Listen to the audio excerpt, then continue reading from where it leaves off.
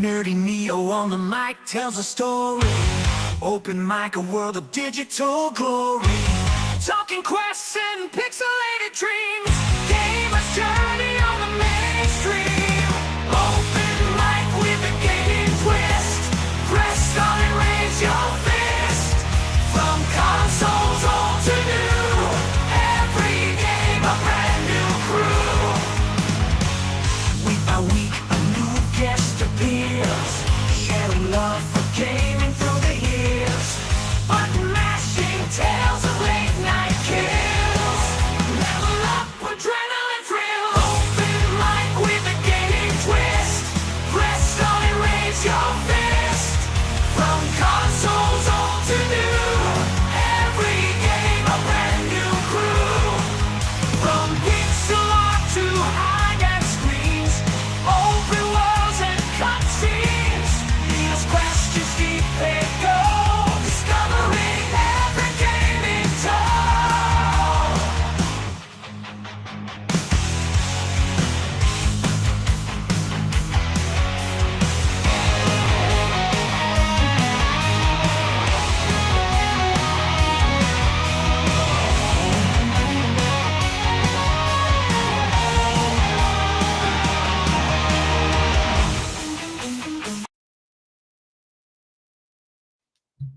Hello and happy Thursday night to everyone. It is time for another open mic. It's so good to be bringing this show back because last week was the first one in forever since like November, and I got to debut that awesome intro. So shout out again to Nerd Slap for conjuring up that awesomeness. Gets me hyped just listening to the music. So tonight we got another friend of the channel who I've talked to in Discord and stuff a bunch, but never been on stream with before. So we got Flame Mage joining us tonight. Good evening, Flame Mage. How are you doing?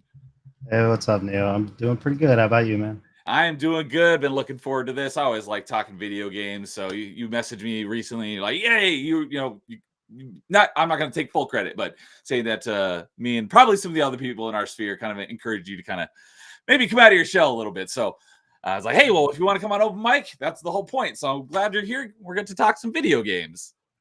Yeah, dude, I'm excited.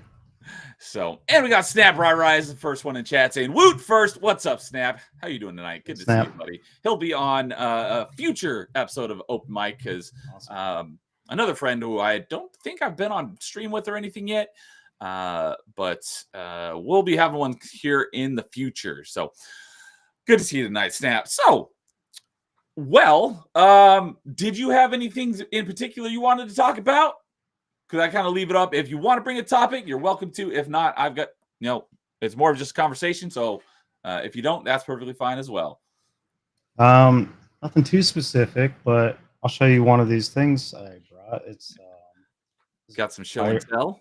Yes, my original little pouch, and then inside there's super power stamps, right? Super power. Okay. This is I'd clip these out of Nintendo Powers when I was a kid. Okay, I was gonna say that I'm not sure what that is, but it reminds me of the little the Monopoly game that you'd play from like McDonald's.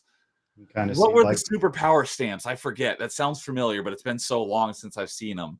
Oh man, I think you just had to collect a bunch and you could redeem them, kind of like the Marlboro points things. You get like a little tote bag that's got a Nintendo embroidered on it, stuff like that. Okay. But I used to be a Nintendo Power subscriber for a long time. I think you said you used to get Nintendo Power as well. Yes, it sounds like you probably caught some of last episode. Well, I don't know, because that's one of the things that we talked about on last week's party chat, which was at the same time as the Melee's Halo night. But I think I started like an hour before them, so maybe you caught some of it before the Halo night started, possibly. Could be.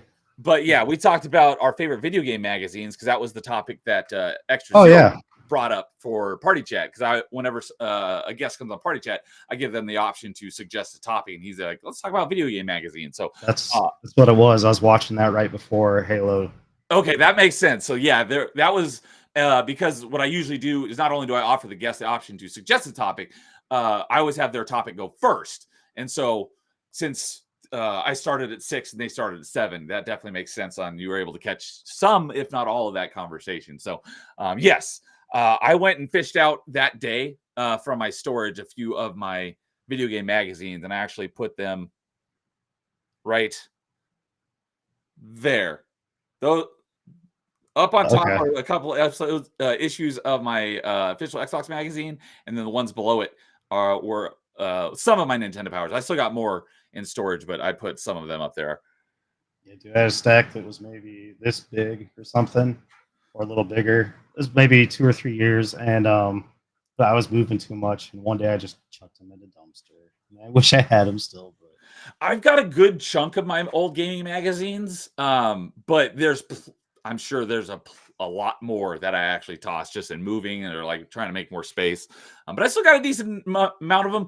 I have no idea why the ones that I have I kept and the other ones I tossed. I think it was just like whatever was nearest got tossed, and the ones that were more packed away ended up staying or something like that. But yeah, I was a Nintendo Power fan. That's the one I have the most issues of, I'd say. But probably my favorite was the official Xbox magazine, and not only because I became big on Xbox, but one of the things that Xbox magazine had over Nintendo was demo discs. Since the first like regular disc console for Nintendo was the Wii, and I don't think there were ever any GameCube demo discs. Not that I ever saw. I can't recall one, but maybe. Yeah, if there were, I don't remember them. But well, cool. Yeah, well, I was a big Nintendo Power fan. So one thing I kind of like to ask is kind of like why are you a gamer? What got you into gaming? What was your first game, your first console? What turned you into a gamer? For me, it was my grandparents got me a Super Nintendo for Christmas when I was like, I don't know, 5 or 6, and then it came with Super Mario World, and went from there, and that's why I grew up a Nintendo kid. So curious where you started. Did you get into it later in life? Were you basically from day one when you were a child? So probably, basically the earliest memory I have of gaming is being over at my cousin's house, and they're all gathered around old tube TV, and it's like, hey, what are you guys doing? They're playing Mario for NES. You know what I mean? So I got to turn on that. Yeah, so as from there on, I was just like, oh man, these games are awesome, and I'm sure I didn't know how to play it all when I first tried it, but just that it's kept my interest peaked throughout my whole life after that, I'd say. So was NES the first console that you had? Um, I think yeah, but I know at one point my dad got like sick of because I had brothers, and I guess there was fighting because it got tossed one day, out of anger. So, That but sucks. that's right. I'll show you another one of my props. Basically, after we didn't have an NES, I got Game Boy. And this is Oh, my okay. Classic Game actual Boy. original Game Boy. Yeah. Now, is the little thing around the window? It looks like Pokemon. Is that? It's Surfers. Is that a sticker, or was that the way it came? It was like a mod you could buy maybe at like a GameStop type of store. Okay. You take off the old one. I don't know. I guess I thought it was cool back then, but yeah. And then I got Mega Man in here. Ooh, which one? Dr. Wily's Revenge. Okay, I haven't played that one. I haven't played any of the. Well, I can't say any, but I never played any of like the classic Mega Mans on Game Boy. The only mobile one was I had Mega Man Extreme on the Game Boy Color, because that was my first handheld, was the Game Boy Color. Okay. And then I had Mega Man Battle Network 3 on Game Boy Advance. Nice. Is that kind of like Final Fantasy Tactics? I don't know anything about Final Fantasy or Tactics, although I know a lot of people love Final Fantasy Tactics. So I can't say for certain, but what I can tell you from what I do know about Mega Man Battle Network is so basically it takes place. There's like the physical world where you control the kid, and he's like an elementary or something. His name is Lan, and each character has their own Navi, is what they're called. It's basically like their AI companion that exists like basically on their cell phones.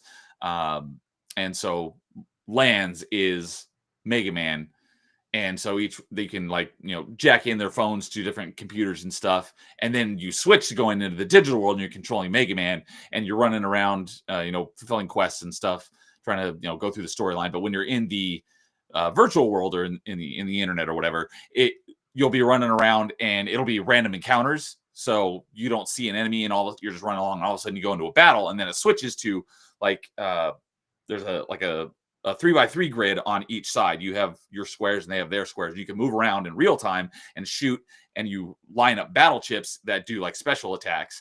And then, so it is in real time. The only time it stops is when the bar fills up. You can hit both shoulder buttons and pause time, and then you can choose your next set of battle chips. And then as soon as you go, it's back into real-time combat. So I don't know if Final Fantasy Tactics is like that, but that's how the combat in Mega Man Battle Network goes. That sounds a bit different. Tactics is kind of like you're looking down at a map, kind of like Risk, and there's I think it's hexagon tiles, and I think it's turn-based. I used to have it, but I haven't played it in a very long time.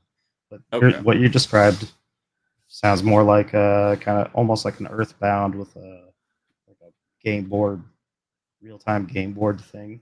I've not played Earthbound either. The only thing I know about Earthbound is I didn't even know the franchise existed until I saw Ness and Smash Bros. I'm like, who the heck is this? But I've been told it's that's one of those games everyone has to play. But since I'm not big on, although I don't know enough about it, but I don't like turn-based RPGs. But I've heard Earthbound I might be okay with. Is Earthbound real time or is it turn-based? It's turn-based. Okay. Yeah, I don't. A long time. I don't know. But yeah, I've heard you should play it. And I'm like, maybe. We'll see. It's got really funky music. I enjoy the soundtrack. Okay, I've heard that. But yeah, so I don't know about Final Fantasy Tactics. So if it's like a hex grid-based system and turn-based, probably not quite the same as Mega Man Battle Network. Yeah, I don't think so. But Snap says good to see we're getting some Flame Age lore. Yeah. So and speaking of that, I usually do. Let me just make sure I did. Yes, I put the link to Flame Age's channel because he's got one in the stream description. So and I'll shout it out again at the end. But if you want to go give his channel some love, the link to his channel is in the stream description on YouTube. So and Christian Frades is here saying hi. Good evening, Christian. Good to see you as always. Hope you're doing well. So, okay. So regarding your Game Boy, I was thinking maybe that was some sort of special edition or something that came with it, but it's just a little thing you pop out the original screen and pop in a new one. Yeah, it's just modified from when I was a kid. So, I never had original. I did play an original Game Boy, but I never had one because the Game Boy Color was my first handheld, and the Super Nintendo was my first system. However, I did play an NES a few times over at friends and cousins' houses before I got into myself, but it wasn't really that capturing to me. It wasn't until I got my own, and then I kind of got hooked on it. But it's awesome that you got Mega Man in your Game Boy because Mega Man is one of my favorite franchises. Are you a huge fan of the whole franchise? I think Mega Man X on Super Nintendo or something like that is around where I kind of fell off from. Oh, bummer, because that's what really got me into Mega Man was the Mega Man X not the X games like the sporting event, but the Mega Man X games on Super Nintendo, X1, 2, and 3. Those are my favorite, and X3 is my favorite Mega Man game. But okay, because I was going to say, because there's the classic Mega Mans, there's the Mega Man X games, there's the Mega Man Zero games, there's the Mega Man Battle Network games. There was I didn't even know this one existed until recently. There was the Star Force. I think it was one or two of those games. It was basically the evolution of the Battle Network games. And it basically plays the same, but instead of being the grid is, where it's saying you have your 3x3 grid and the camera's kind of this way.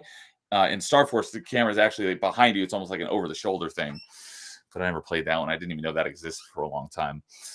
But okay, so you probably not quite as big of a fan then.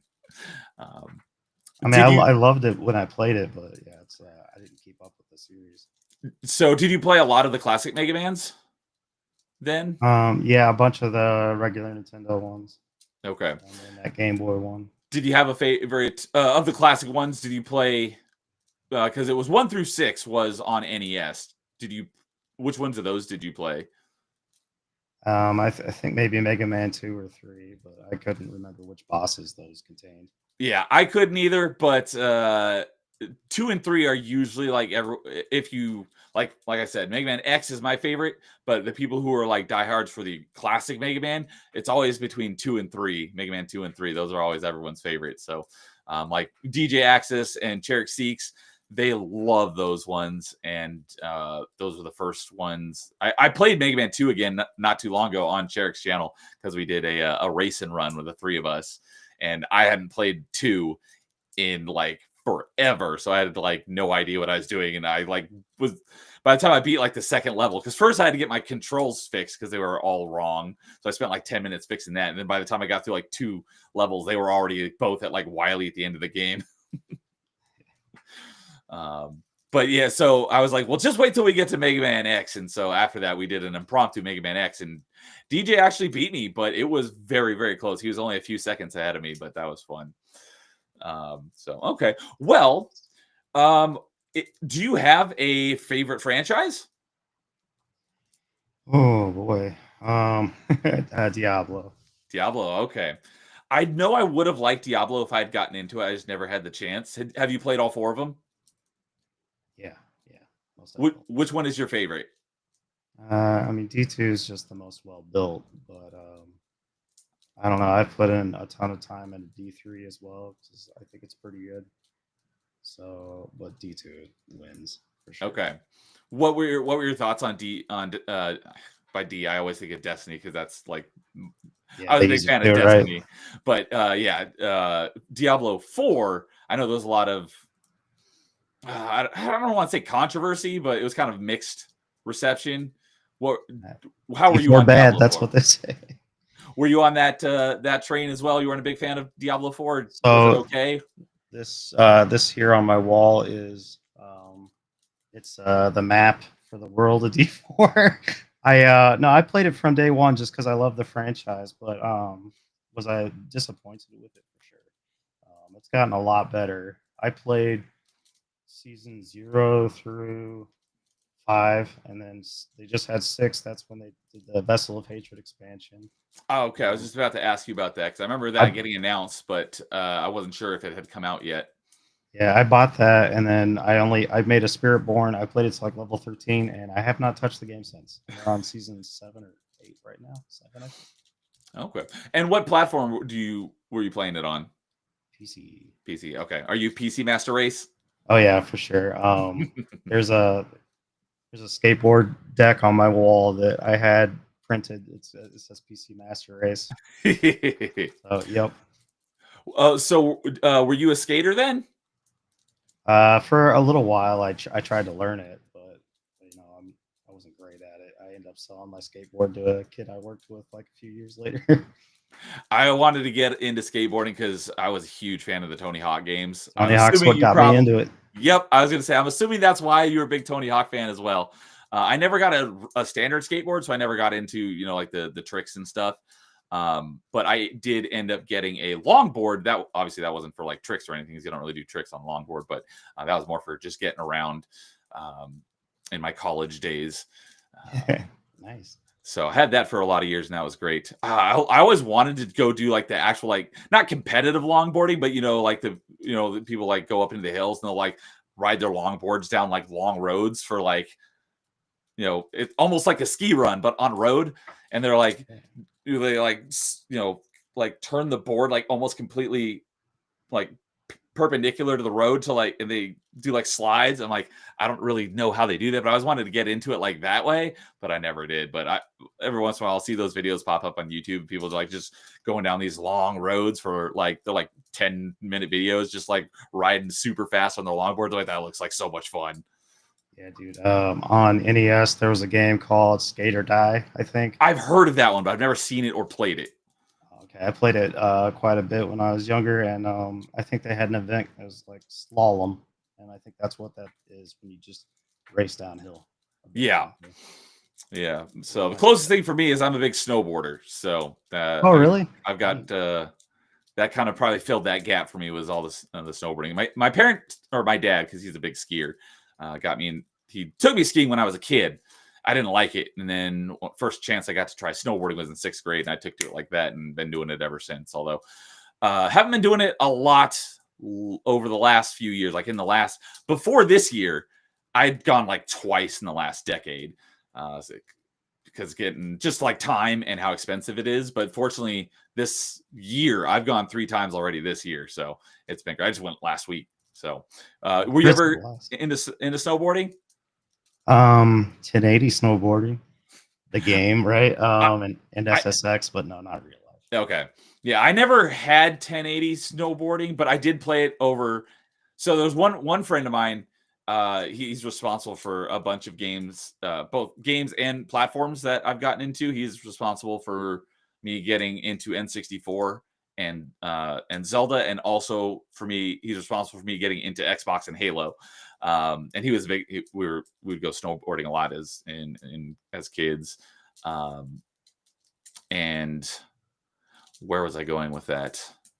He had 1080 snowboarding on N64, so that was I played it over at his house, but I never had it myself. But I do have I think the one snowboarding game I do have is Amped 3 on 360. And the reason why that was because I gameflied it way back in the day when it was brand new.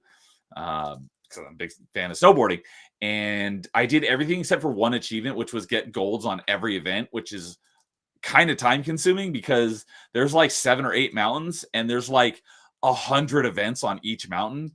I don't remember if it was 100, but it's a lot on each mountain. So I was like, yeah, I'm just going to leave that one. So I sent it back, and then it sat uncompleted on my gamer tag for like a decade. And so it came up on an event I was doing. It's like, you'll get bonus points if the longer a game has been on your tag that hasn't been completed. So I was like, all right, let's do this. And so I bought a copy of Amped 3 off of eBay, as well as BioShock, because that had very similarly been on my tag for like over a decade incomplete. So I bought both of them for a couple bucks on eBay and finished them up a couple years ago. So, Tony Hawk though, same friend. He also is responsible for getting me into Tony Hawk because he had Tony Hawk on N64, and because of that, I got Tony Hawk on N64. So I did not like to walk. Not in his games. So was Tony Hawk 1 where you got started in the franchise as well, or were you a little bit later to the franchise? No, Tony Hawk 1, I think it was a blue N64 cartridge. It was a blue N64 cartridge, yes. And I even had the Game Boy Advance one. It's like weird isometric. I liked yes. It. It was good. So it's funny because I had Tony Hawk 1 on N64, which is the blue cartridge, and I didn't even know this until just recently that Tony Hawk's 2 and 3 were also on N64, and each cartridge was a different color. I think one of them was, well, I don't quote me on this, but I think they said that Tony Hawk 2 was yellow and Tony Hawk 3 was a black cartridge. I'd have to look that up, but I do remember them saying that all 3 cartridges were a different color. But I played Tony Hawk 1 on N64. I played Tony Hawk 2, the isometric one, on Game Boy Advance. And it was quite a faithful representation because I never actually played Tony Hawk 2 on a console until recently in the Tony Hawk 1+2 remake. And I was like, these levels are identical to what they were on the Game Boy Advance version, just at a different camera perspective. Yeah, dude. I think I played Tony Hawk 2 on Dreamcast. Dreamcast, okay. Remembering, but I think so. But yeah, and then that Game Boy, they did really well. I'm not sure who the developer was, if it was Neversoft or what, but they did great on that because it was a weird isometric view. So, it's not like the camera's following you. But yeah, I played that remake maybe a couple months ago or something like that. It's great. I'm just getting back into it and stuff. It's a shining example of a way to do a remaster. It was my most hours in a single game for all of 2024. I played it a ton last year. It was in my quick resume because Xbox is my primary platform. It was in my quick resume for like 8 out of the 12 months. And I'd play it like a few hours a week because I had discovered, because when it first came out, you could go through the story mode, but you could only do it once because if you switch to a different skater, all the goals were already completed. And so I played through it once when it came out and did a little bit of other stuff, and then fell off. And then it came up on a roulette stream of mine, and I discovered that they had added in post-launch the ability to play through this campaign with each of the skaters. It's like, oh, sweet, now I have a reason to play this again. So I basically, played it a little bit every week until I got through the campaign with all the skaters. And so that's why I spent so much time with it last year. And there is a Windows version, and if it ever comes to Game Pass, I will do it again on the Windows version. Dude, I think back in the day, you just sit there and level up all your skaters, you know.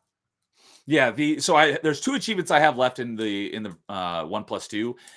One is for getting all the hard get theirs, which I think I've only done like 1 or 2 of them, but it's basically without any of the cheats on. You have to do one combo that connects like 2 gaps that are like on opposite sides of the map. So I've heard that they're quite difficult, which is why it's a very high ratio achievement, because it's very difficult. And then the other one is for just getting to a level 100, and I think I'm at like 84 or 86, somewhere around there. So that one is easy because you can literally grind it out, no pun intended. But I just haven't taken the time to do it. But I will happily do it again on the Windows version if it comes to Game Pass, because I love Tony Hawk. So let's see here, Tony Hawk. Oh, and so so because Tony Hawk, they were on Game Boy Color and Game Boy Advance. Do you remember which of those you played? Because I think they were both isometric. Advance. It was on. Okay. Yeah. Tony Hawk Pro Skater 2 I had on Game Boy Advance. I'm looking at the screenshots right now. It was Vicarious Visions. Okay. I didn't think that they were around that far back, but yep, apparently they were. Are they the one that did the Diablo 2 remaster, or am I thinking of somebody else? They're tied in with Activision, so it's very possible, but I don't know a whole lot about Diablo, so I couldn't say off the top of my head. I'd have to go look it up. So, so I played Tony Hawk 2 on Game Boy Advance, and then I played Tony Hawk 3 on GameCube. That was one of the 2 games I got on GameCube launch day, was Tony Hawk 3 and Rogue Leader. And Tony Hawk 3, on Tony Hawk 3 is my favorite of the Tony Hawk games. Before the 1+2 remaster came out, because that is absolutely phenomenal. Do you have a particular favorite Tony Hawk game?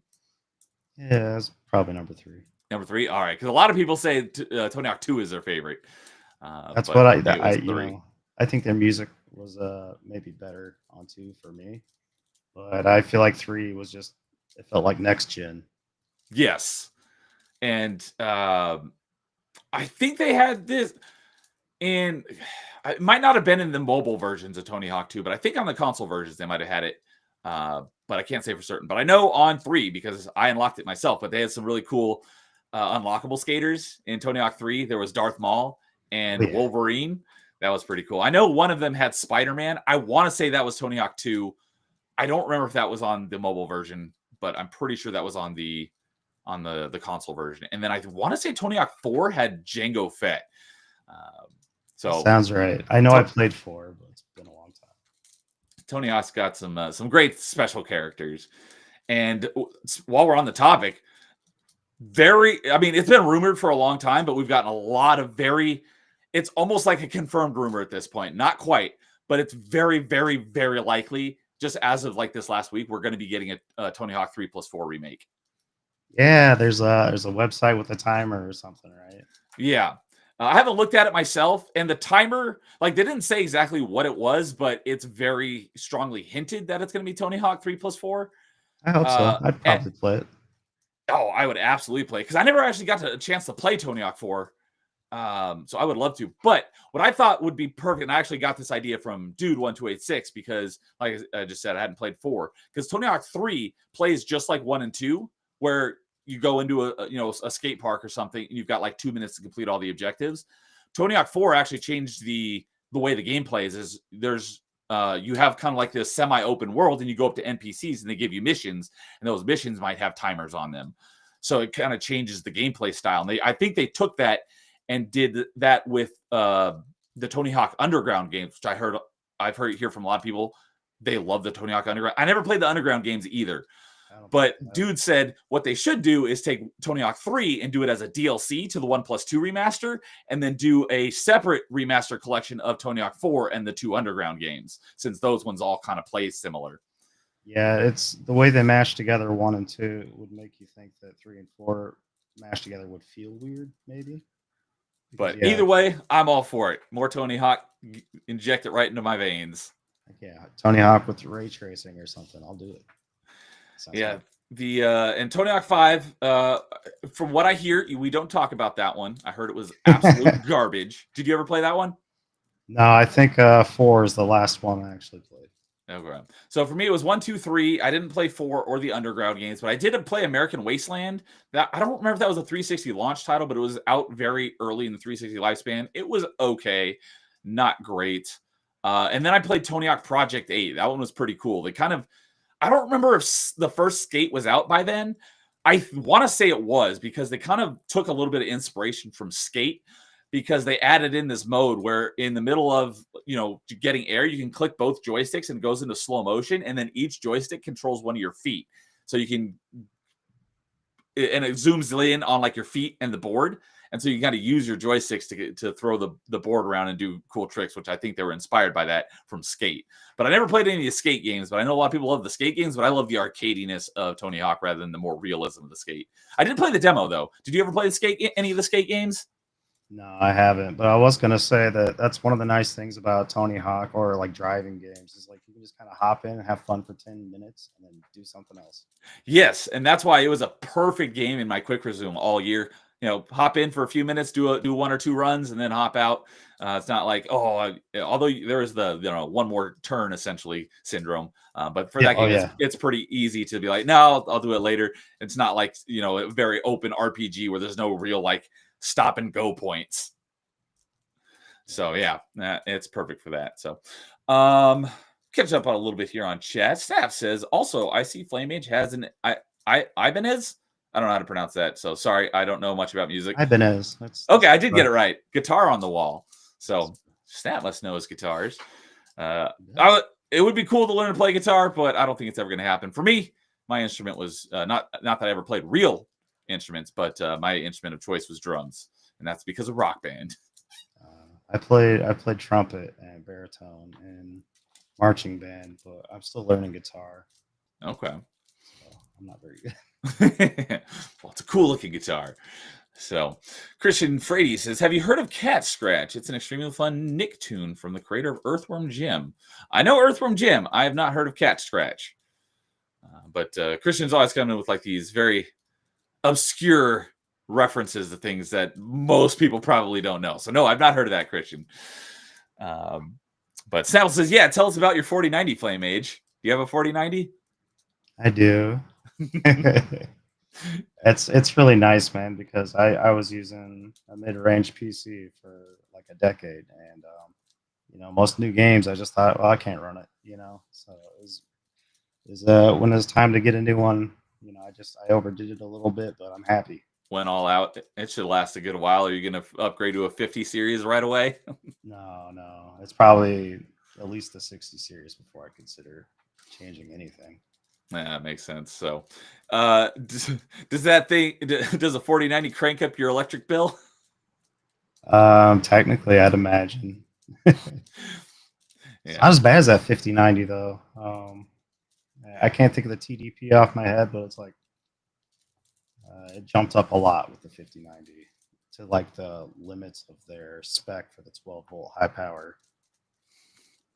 So although they're having melting, You're not going to be able to plug it into the standard 120 volt outlet. You need a 240 volt from your washer and dryer to power your computer soon. Yeah.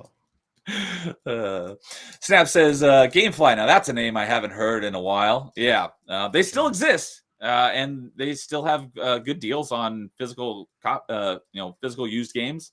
The thing is, I check them out because when I was just mentioning when I went and got BioShock and Amp 3, because they had both been on my gamer tag for like over a decade, incomplete. I was like, because I Gameflyed both of those games originally, and that's why I didn't have them anymore. So I was like, let me go on Gamefly and see if I could just rent them again. And they don't have any, like, their selection of like previous generation or 2 generations ago, like 360 PS3 is almost zero. For the most part, they only have like modern games now. So if you're looking for older stuff, you'll probably want to look to eBay. But they do have, a lot of the modern stuff. You can get some pretty good deals on physical copies, but you're probably not going to get the case with it. But if you only care about the disc, it's something you could look into. So Snap says, too bad they sucked for me. They never had the game I wanted. Oh, yeah, Gamefly. Hey, Rocker Dude's here saying, Tony Hawk, high fives. Yeah, 3 and 4 are for sure happening. That's what it seems like. And he says, yeah, don't play 5. I don't plan to. I've heard nothing but bad things about it. And my good buddy Vanquish is here saying, sup, Neo and Flame. What's up, Vanquish? Good to see you tonight. Good to see you again. And I just mentioned you a night or two ago because we were talking about Vanquish. So, Vanquish, have you played Vanquish yet? Because every time I see you, I got to give you crap until you play it because it's an awesome game. So, I'm pretty sure the answer is still no. So, get on it. But, Flame Mage, have you ever played Vanquish while we're on the topic? Nope. Okay. Well, it's a great, awesome. Oh, and that's why it was on Tuesday because we were ranking our top 5 favorite shooters, and Vanquish was on my list. That's why we were talking about Vanquish because it's an awesome game. So if you like shooters, fast-paced ones, I definitely recommend checking it out if you aren't familiar with it. The only downside is the ending sucks because they were left it on a cliffhanger for a sequel that never happened. But it's awesome. So I would definitely recommend checking it out. So, yep, he says not yet. I figured. So every time I see you, I'm going to give you crap until you play it. So, Stateman, A7X, hello again. I think I saw you recently because I remember seeing the A7X. I was like, I'm assuming you're a fan of Avenged Sevenfold. Good to see you, Stankman. Is that Blue Guitar and Ibanez? Yes. Snap just mentioned that a few minutes ago. Your eyes do not deceive you. That is an Ibanez. I wouldn't know that because I don't know anything about guitars. But you nailed it. So, but yeah, okay. So, Tony Hawk. So your PC Master Race, were you so since you said you had an NES back in the day, at what point did you go from console peasantry to PC Master Race? I love the way you phrase that. I think PS2 was the last modern system I owned until I bought a Switch. Okay. So from PS2 to Switch, it's been all PC for me. World of Warcraft mainly. So okay. So I think it was on the first episode of Party Chat we talked about games we put the most hours into. Would you say WoW is probably that for you? Oh yeah. Yeah, big time. I was thinking about trying to log in, and there's an add-on called Altaholic, and it'll just automatically log when you log into a character your playtime. So that would be really easy because I could just log in, log out to every character and see. But I'm sure it's an absurd amount of hours. It's got to be the game I've played the most in my whole life. Is it going to be those ones? I don't really want to know what the number is. It's probably like 10,000 at least. Wow. I mean, the game's been around for 2 decades now, right? Came out in 2004? Yeah, so there was a video called I'm not sure what it's called, but it was the Scatman music, and it was like Horde was raiding an RP funeral service. For the Alliance. It was the funniest video. It was the funniest video I'd ever seen. Like that's what it felt like at the time, and I was like, I gotta play this game.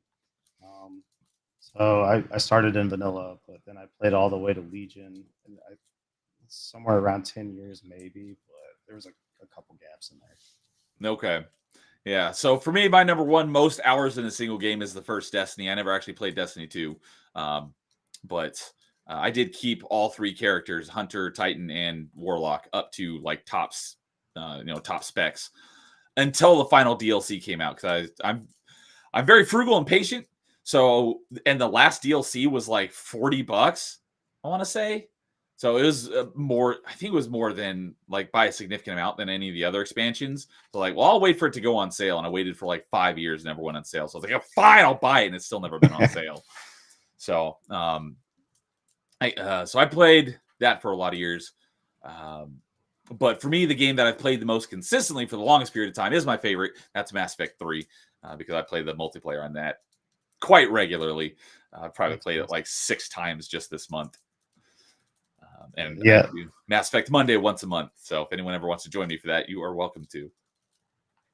Well, I was watching you play it this last Monday, and I was just thinking, like, how did it not hit bigger? I feel like it could have hit bigger with how nice the multiplayer seems. Yeah, it's fun. I love it. And they did support it for probably about a year. They released every like month or so. They released like a free DLC with new characters, new maps, new weapons, and events and stuff where you could earn special banners.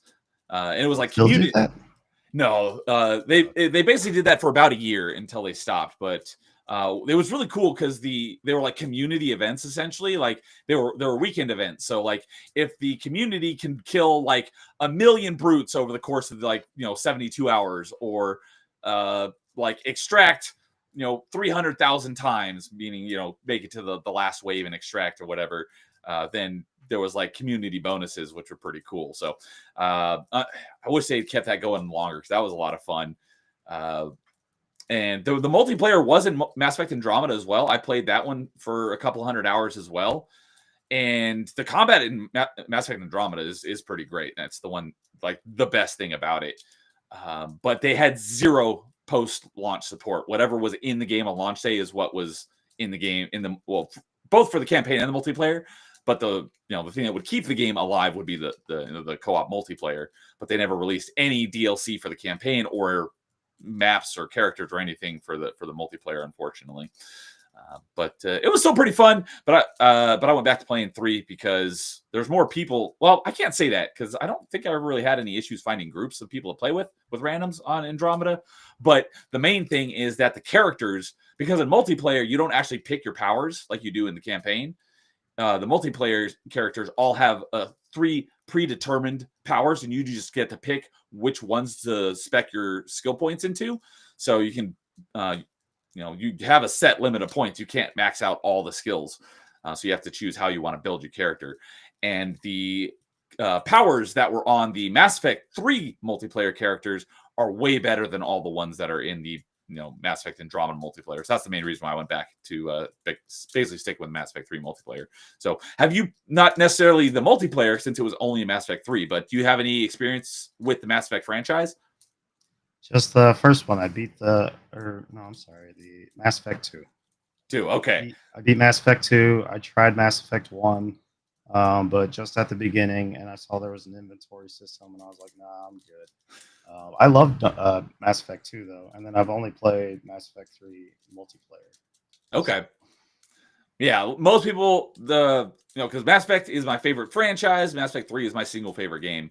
A lot of people do recognize Mass Effect as up there being like, in the top of not necessarily just RPGs, but like in the top echelon of games. And a lot of people, like the general consensus is that Mass Effect 2 is the best. Obviously, I like 3 more. Which one is a better game is an excellent question. Because for me, the only thing, that a lot of people don't like 3 was, when it first came out, was the ending was a big disappointment for a lot of people. Now, there's a lot of controversy over that. But other than the ending, I think the entire rest of the game is fantastic. So that's like the only real flaw against it. So like it's a 99 out of 100 game up until the ending, and then kind of fumbles it there. But I don't think that that's enough to make it a bad game. And a lot of people have come around on that over the years. So like, yeah, you know what? It is a pretty good game if you just, count the ending is, not ruining the entire game. Because like, the ending, most people are like, the ending's bad. The whole game sucks. Like, no, for the most part, the game is freaking phenomenal. It's just the ending sucks. So it kind of tinted people's vision of it for a long time. But they're both, the whole franchise is great, but 2 and 3 definitely play a lot more like each other than 1, because 1 is like super heavy on the RPG elements and the inventory system and stuff, and they kind of really toned that back in Mass Effect 2 and made it more of a action, fast-paced shooter game. And then 3 is kind of like a perfect blend of the two, in my opinion. But 2 and 3 play very similar, but 1 is quite different. I haven't played the Legendary Edition yet. I'm very much looking forward to playing the Legendary Edition, but they did make some quality of life improvements in the Legendary Edition for Mass Effect 1. So if you were going to go back and play through the whole thing, I would definitely recommend playing the Legendary Edition. That might help alleviate some of the issues that you might have had with the franchise. Yeah, dude. Thanks, by the way, because you gifted me Legendary Edition through one of your stream giveaways. Oh, that's right. I would have to go back through all of my conversations to figure out who all those went to. But that's right. Last year around my channel anniversary. So yeah, that sounds right. So okay, so you got the Legendary Edition. That's awesome. But you haven't played it yet, so you need to fix that. Not Mass Effect 1 anyway. And I should probably replay too because it's a pretty solid game. Yeah, that's great. So, Bang was saying, Neo, did you see Terminator 2D No Fate trailer? I did. It looks awesome. I put it on my wish list already. I can't wait to play it. It looks like Terminator cross Contra, and that is definitely a thumbs up in my book. Is that on Steam? Yes, it will be on Steam. I think it's going to be on all platforms because it's basically a Contra pixel art Terminator game. So it could run on pretty much anything. So I saw the trailer. It looks great. It looks fun. I'm definitely looking forward to playing. I don't remember if it had a release date, but I was like, I'm so in for this. I really like Contra as a kid, and it's similar looking. That's one of those other games I need to go back because the first time I played Contra was the Xbox Live Arcade version, and I have one achievement left that eventually I'll go back and get at some point. But it's the one for beating the game and only using 1 credit. And I got really, really, really close back in the day. I got pretty good at it, but I haven't played it in probably 15 plus years. So I'll basically be starting from scratch. But I do plan to go back and get the completion someday. That sounds hard, dude. How long does it take to get through? Well, if you were really good at it, you could probably do it in like a half an hour. Oh, okay. That's not so bad. But getting through the whole game with only using 1 continue, which basically means, I think that's essentially 6 lives.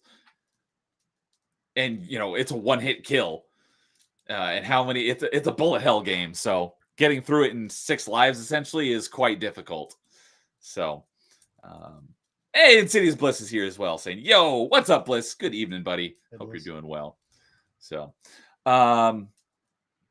although I was just looking at the achievement guide for it recently, and there was a bit of not a loophole, but like a workaround that would make it easier in that it was something along the lines of keep a second controller handy so that if you're just about to die on one, you can hit start on your second controller and join in as the player 2, and it'll give you like an extra 3 lives. So that may be something I might have to do whenever I get back to it. So, but yeah, achievement hunters will look for basically any way to get the achievements, as long as it's not like actually cheating, like hacking the game, modifying files, because that will actually get you banned from a lot of things.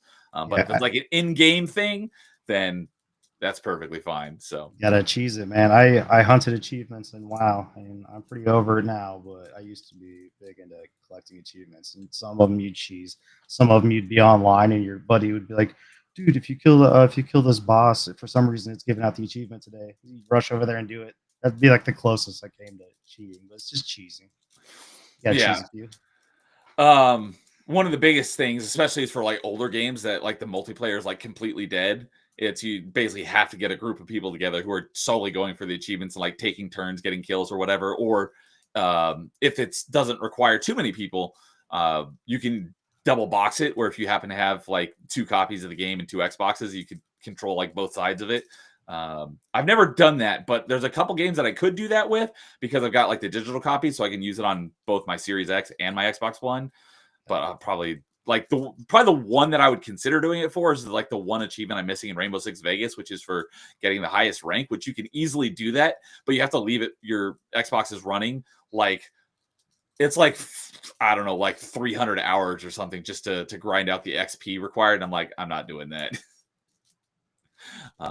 Some of those achievements you really had to capitalize on them when that content was currently popular, because otherwise you'll get no help for an achievement for like a super old dungeon. You do a funky weird way that takes a while. Like everyone's like, I either got it or I didn't care about it, and it's like good luck trying to find anyone to actually help you with the old stuff. Yeah, that's a problem I had, because whenever going for achievements, I would always do the single player stuff first, and then I'll do the multiplayer later, and then sometimes I'd like finish the single player stuff. I'm like, I'll get to the multiplayer someday, and then by the time I finally get around to it, like it's dead, and there's like no one to play it anymore. I'm like, I should have done the multiplayer first. I've done that so many times. And then the worst thing is when the like the servers go offline, so you literally can't play the online anymore. So those achievements are forever incompletable. So. But Paul's here as well saying, yo, good evening, Paul. How you doing? So, all right. So you're a big fan of WoW. Don't know much about WoW. I saw the WoW movie. I don't really know what was going on, but I enjoyed it. But that's coming from an outsider who doesn't know anything about WoW. Did you? I'm assuming you saw the WoW movie. Yeah, I saw it in theaters on release day. I think with my both my brothers played WoW too, so it was like there's a lot of support to go see it at the time. Do you have a positive or negative image of this movie? As a fan of Warcraft, I thought it was great. They could have done a much worse job, I think. Okay. It wasn't amazing, and if you didn't know some of the characters, you'd probably be a bit lost if you were just like, "Oh, let's go see this World of Warcraft movie," right? But as a fan, it was pretty enjoyable, at least at the time. Okay. I don't know if it holds up any, but yeah, I don't know, but that's pretty cool because my mental image of it was derided by fans, but I don't know much. I played WoW one day because my buddy at the time he ended up with a bunch of like double or triple XPs that he couldn't use for himself, but he could use for a friend. So I was like, hey, come over and we'll play WoW one day. We'll see how high level we can get you in a day. And so we played it for like 8 hours that day, and we got me all the way up to like level 55 and unlocked whatever that. There was like a new character class you could unlock once you hit 55. yeah, Death Knight. I was gonna say, I think it was called a Death Knight because that was the expansion that was out at the time. So we got me up to 55 in a day. And that's my my only experience with WoW, and I had basically no idea what I was doing because he was just telling me what to do, and I was just following his instructions. You guys were partied up, like killing. We were playing in the same room, so. Oh yeah. Did you, since you're a big fan of WoW, have you tried a lot of the other MMORPGs? Only Final Fantasy 14 and not to very high level. It seems cool, but an MMO is quite the time commitment. At least until you get to that top edge where you can't really do much else to your character, and you farmed up all your mats for like consumables for the night, and then you're just logging in only for raid time, and that's like the sweet spot because then you're only spending maybe 8 hours on the game for the whole week. But before that, yeah, it's a lot of time investment to get the gear and to get the levels and all that. Yeah, I understand that because of Destiny. Yeah. But the one MMO I did get pretty tied into because I'm a huge fan of Star Wars, that I did play a good chunk of the Old Republic, but I fell off of it before any of the expansions came out, so I never played any of those. But I forgot about that, but I played that too, actually. Just okay. Yeah, I forgot. Yeah. That's been a long time. Yeah, that's the one MMO I actually have like some experience with. My character, I played the Sith Inquisitor. So basically, I was a Darth Maul character with a staff saber. So do you remember what character you played in Old Republic? Nope. No, I don't. I just remember it being a little janky, and it was kind of a newer game. But yeah, no, I couldn't tell you what class or anything like that. I remember I was in the desert at one point. Okay. Might be near the beginning. I was playing it with friends, and I think they were getting frustrated or something at some point, and everyone just kind of quit, and I did too. But it was cool. I liked it. I liked Star Wars. Or used to. Yeah, exactly. Used to when it was good before Disney. But yeah, it was very similar for me in that I had a group that played it, and then kind of when they all stopped, I kept playing it for a little bit. But then once I had no one to play it with, it was kind of boring to play solo, so I kind of fell off it. But my characters still exist, and the buddy I was just telling you about, I played WoW with that one day. I was talking to him, I don't know, probably about a year ago. He's like, "Hey, you should make like a guild with the people like your YouTube channel, and we'll play it every once in a while." And so that hasn't happened, but I was like, I'd be open to it. But it's like I'm streaming so much. That's one of the problems with this. I'm like streaming all the time, as I don't have as much time to play games. Like I need to stream less so I can play, but I'm having fun doing the streaming thing. Heck yeah, man. MMO is quite the time sink. I mean, yeah, you want it to be, and even if you don't want it to be, if you just want to win, like it'll cost you some time. Sure. So you said Final Fantasy 4, and you were talking about Final Fantasy Tactics earlier. Are you a big fan of the Final Fantasy franchise? I mean, I like it. I've played a lot of them, but I'm not really gonna do it like that FF7 remake or whatever they call it. I didn't touch it. Okay. You know, I just like basically like FF2, FF3. Those the US numbers. You know, Final Fantasy 7, of course. Final Fantasy 9. I played Final Fantasy 10. I had Final Fantasy Tactics on my Game Boy, and then I tried that MMO, which is FF14, and that's it. I mean, I like they usually do well. Square or SquareSoft or whatever. Whatever the heck they're called these days. Yeah, they historically have done a great job with those games. Okay. I like RPGs. I like Like continual progress on stuff. Yeah. Okay. So you didn't mention it, so I'm assuming no. But have you played or have any interest in the recent Final Fantasy 1 through 6 pixel remasters? Yeah, dude, I bought FF4 or yeah, FF4 the remaster. I just haven't played it yet. Okay. But once I play that, if I feel like it's feeling good, then I'm gonna probably buy more of those pixel remasters. And then I watched a little bit of Seth the Dragon playing some of his videos. But yeah, I've heard good things about them. Shout out DJ Axis, good dude. So okay. So Vanquish says never could get into WoW. I tried because all the kids were jumping off the bridge for it, but never clicked for me. Understandable. He did Ultima Online way back in the day. I've heard of that one. I don't know anything about it. Yeah. Oh, and he says, Neo, any interest in something like Division 2? Yeah, because it's basically the Tom Clancy version of Destiny, and I love Destiny. I did play the Division demo, but I never actually played Division or Division 2. I would totally be open to playing it if I had someone to play it with. It just sucks that it doesn't have crossplay, I don't think. But it scratches that Destiny like itch. Yeah, exactly. It's basically a Destiny clone.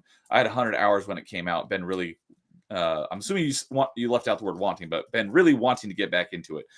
I would, yeah. Well, we can talk about it. Maybe we'll make that happen. We'll see. But yes, I would definitely be interested in it. So, did you play Destiny? I tried it, or no. But yeah, I tried Destiny 2, and that's it. My brother was big into Destiny, but not me. Okay. I think I heard that they consulted with some people from, or that had worked on Diablo 2 when they were first getting started, because they have like an item system, I guess, right? For Destiny. Yeah, it's like a lot of other RPGs where you got it's like you get a helm and shoulders and stuff like that, right? Like gloves. Yes, it's been so long since I played it though. There's helmets. For the armor, there's 4 pieces. There's helmet, there's your chest piece, there's your gloves or gauntlets, and then there's your boots. And just like a lot of other RPGs, there's the standard, rarities: common, uncommon, rare, legendary,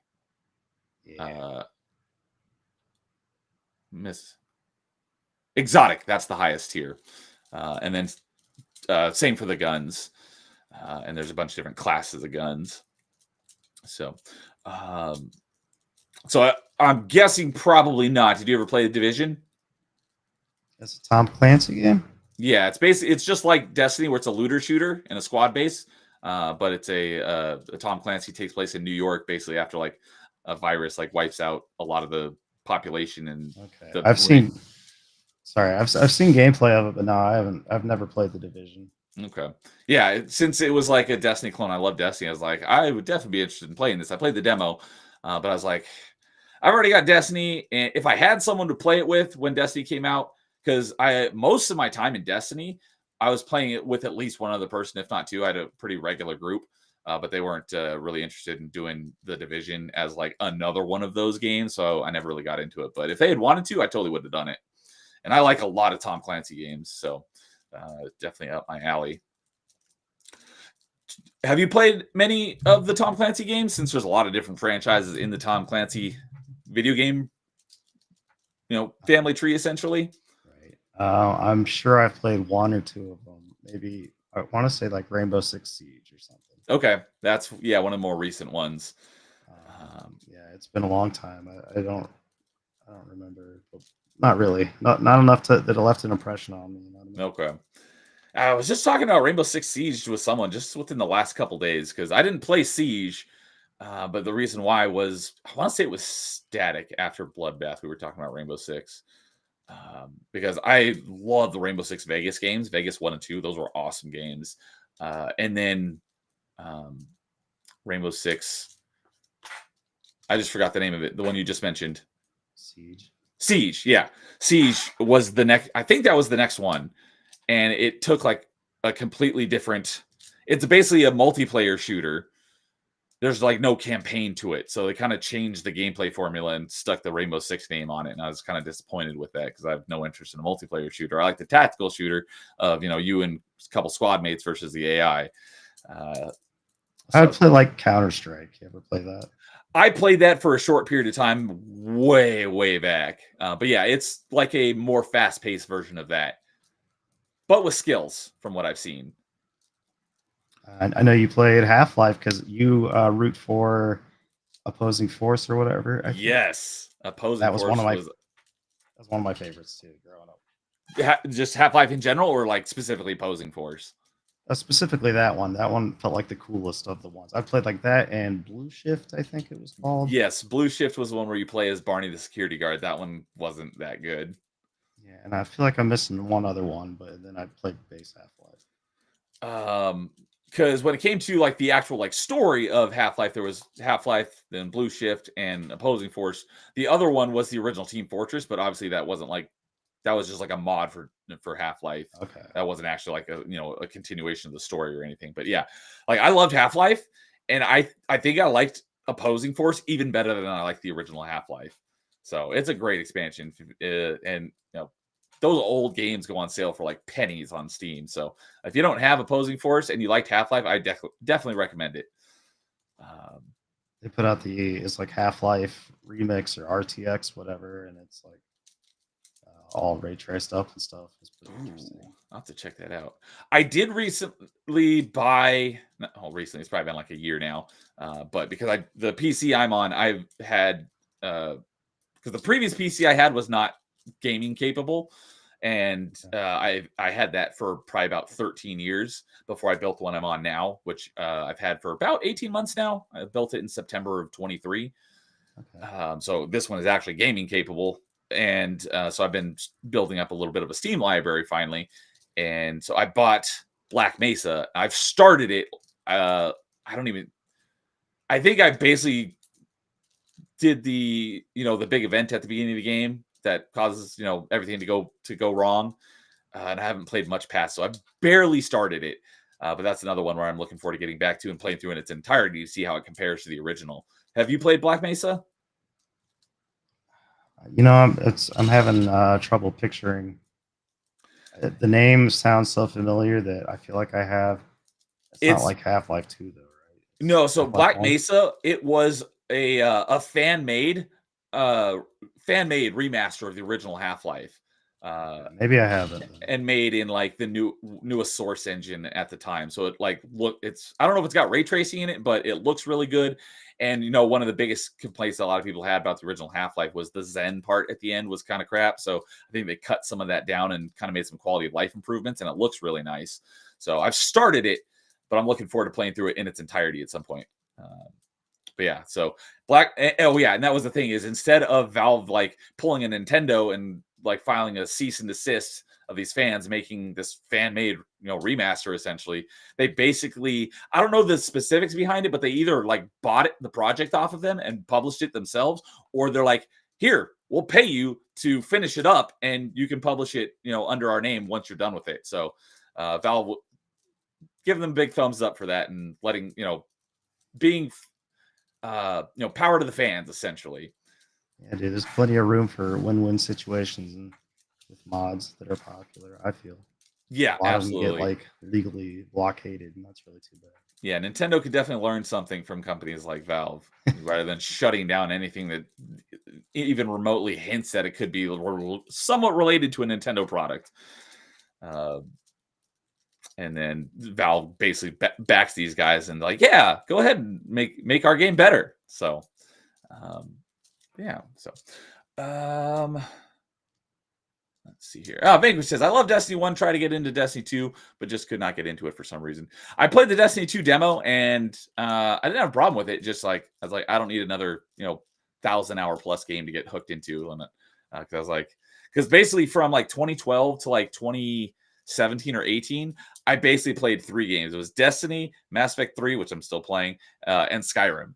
And so I was like, I'm going to start branching out and playing a lot of stuff. So if you see like my gamer score, like graph, it's kind of like slowly growing until like 2018, and then it like spikes because that's when I started playing like tons of different stuff. So I probably would have no problem with playing Destiny 2, but I was just like, I don't need another huge time commitment game where it's going to prevent me from playing all these other games that I want to play. So Amon Ra is here saying, Moo, what's up, Amon Ra? Moo to you too, buddy. Good to see you tonight. And Paul says, sweet guitars, Flame Age. I knew if Paul showed up, he'd love it because he likes to shred. He can actually play. He can actually play. So yeah, Flame Age said that he's learning. He's getting there. I'm a learner.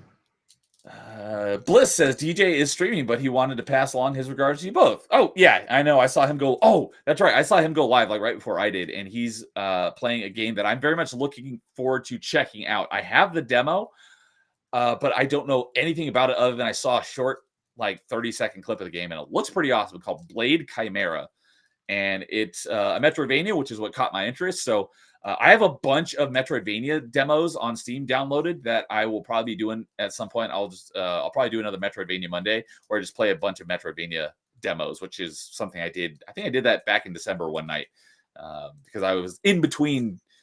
Because I took most of December off, and I was like, I'm not going to start playing my next game, which was Super Metroid, which is the one I'm currently playing.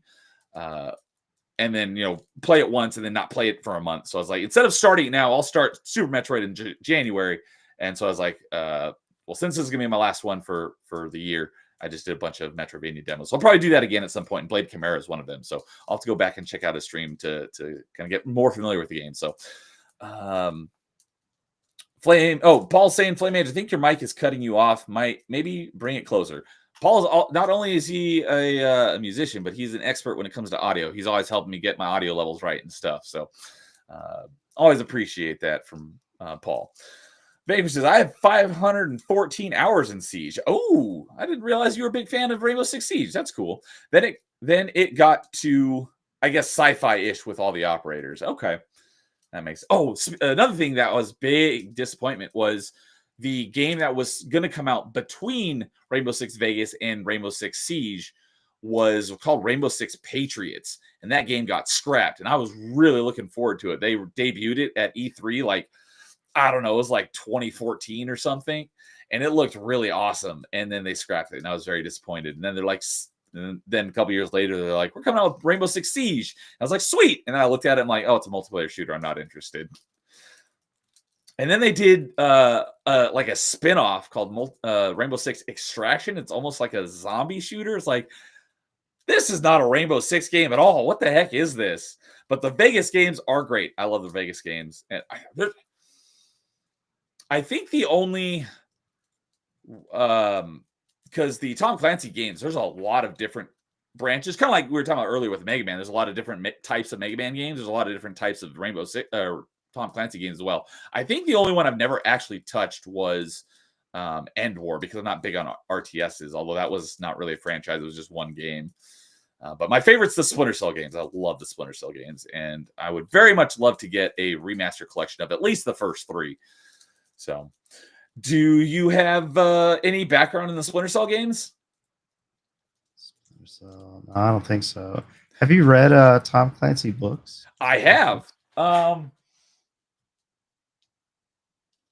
Well, sorry. Correction. The actual Tom Clancy books, no, I've not read any. I have a couple of them, but I haven't read them. I was looking up on because I've got some more books on that top shelf. I don't have any of them here, but they're out of my bookshelf in my entryway. But no, I haven't actually read Tom Clancy books, but I have read all or almost all of the Splinter Cell books. But those were actually published after Tom Clancy died, so he didn't actually write them. But they are under the Tom Clancy banner. So I've read the Splinter Cell books, but they're not actually written by Tom Clancy. But I know I would like the Tom Clancy books if I ever read them, because I love that type of like spy thriller stuff. So I've read a lot of books like that. I just haven't read. Like, one of my favorite authors was Robert Ludlum. Do you know who Robert Ludlum is or was? Because he died too. No, I don't think so. So he's the one who wrote the Bourne Identity series. Oh, okay. So I haven't actually read the Bourne Identity trilogy books, although I have read a couple books in the Bourne Identity series, but they weren't the trilogy that started. But I've read a bunch of Robert Ludlum books, and those were all really good. So, but yeah, Splinter Cell is my favorite Tom Clancy branch of video games because you got your Ghost Recons, you got your Tom Clancy, or not Tom, you got your Rainbow Six, you got your Hawks, often forgot one. That's the aerial combat games. You got your End War, Splinter Cell. I said Ghost Recon. I played a good chunk of those ones. Those ones were pretty fun. Ghost Recon Wildlands. That was the second most recent Ghost Recon game. The most recent one was Breakpoint. I haven't played that one, but I will be. But Wildlands was another great co-op shooter. That was a fun one to play with friends. So, yeah, I used to say first-person shooters were my favorite genre, but it's been usurped by action RPGs. Action RPG. Okay, well, let me power through these last ones here on chat. Yeah, Vanquish said, no problem. I just get talking too much sometimes. But Vanquish says, it's actually the game I probably have the most hours in talking about Rainbow Six Siege. Well, that's cool. And he finally bought a VR headset, partially just to play Half-Life Alyx. That's another thing we were just talking about within the last couple days. I don't have VR, but I'll shout it out again because I've been tempted to buy Half-Life Alyx regardless, because I found out, thanks to Fractured Filter, not that long ago, that there is a no VR mod. So you can play it as a standard shooter, but it takes out, like the motion controls and stuff. I was like, I can finally play through it. And then if I ever do get VR, then I can play it in its proper, the way it's meant to be played. I haven't done it yet, but I've been tempted a few times when it's on sale. So if anyone doesn't know about that and wants to play Alyx and doesn't have VR, there is a no VR mod. So, but he's saying, yeah, I bought a VR headset to finally play Half-Life Alyx, the only Half-Life game I have not played. Same here. I have not played it. I'm very much looking forward to playing through. I was just mentioning this last night, I think, Half-Life 2 and episodes 1 and 2 again, because I haven't played them in forever, and I need to go back and play them again. Bliss is saying, don't forget Hunt Down the Freeman. I've heard of that, but I don't know anything about it. I don't know what that is, so I'll have to look into that. And Nightmare is here. What's up, Nightmare? He'll be on a very soon upcoming episode of Open Mic as well. He says, Jason Bourne was a good series. Yes, it was. The movies are great, and I bet the books are great as well. One of the things that was annoying to me was the first book after the original trilogy was The Bourne Legacy, and that was the next movie in the series as well. But the Bourne Legacy movie has absolutely nothing to do with the Bourne Legacy book. The Bourne Legacy book has to do with Jason Bourne and his finding out his son, and is actually his enemy until I read this like 15, 20 years ago, so I vaguely remember it, but it was his son was basically the antagonist of the book, and it was really good. And then the movie was Jeremy Renner, and it wasn't even, that's not even Jason Bourne. So they basically took the name of the next book in the series and made it nothing like the actual book. So that was kind of that irked me a little bit. So yeah, and Nightmare saying the Bourne Legacy thing was weird. So weird. So anyways, so shooters, you were a big fan of shooters then. So that's definitely something we could bond over. So do you have a shooter that kind of like got you into the genre, or do you have a favorite? Favorite was Unreal Tournament for the longest time. Yes, I loved Unreal Tournament.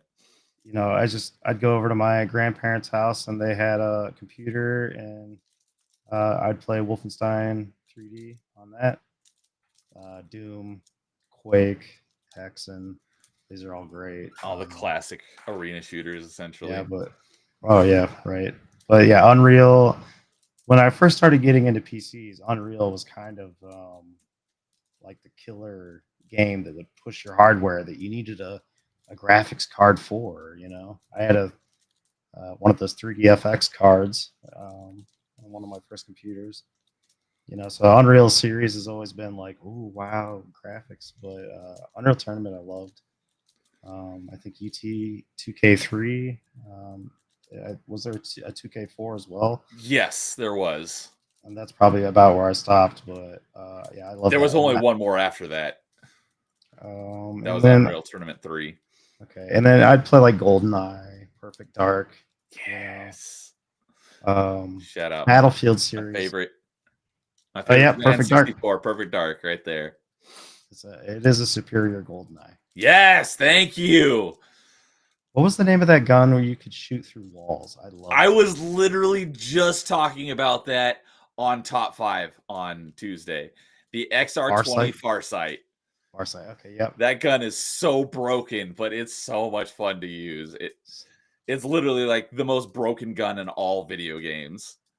Yeah, dude. And then I remember that, and then I think it was like a laptop turret. The laptop gun was what was my other favorite, because one of the cool things about Perfect Dark that I always mention is every gun had a secondary function, and some even had a tertiary function.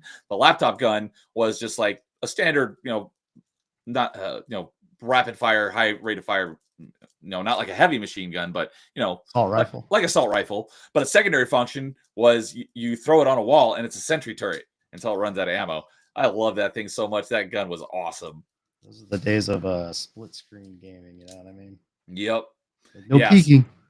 So yeah, for me, GoldenEye was probably my first shooter. Okay. And then Perfect Dark was my favorite game of all time for many years. I love Perfect Dark. They knocked it out of the park on that one. Yeah, and I whenever because GoldenEye gets mentioned a lot, especially when talking about like that era, and it's like it always bugs me that Perfect Dark didn't get its proper due, because it took everything GoldenEye did and did it better, but it didn't sell.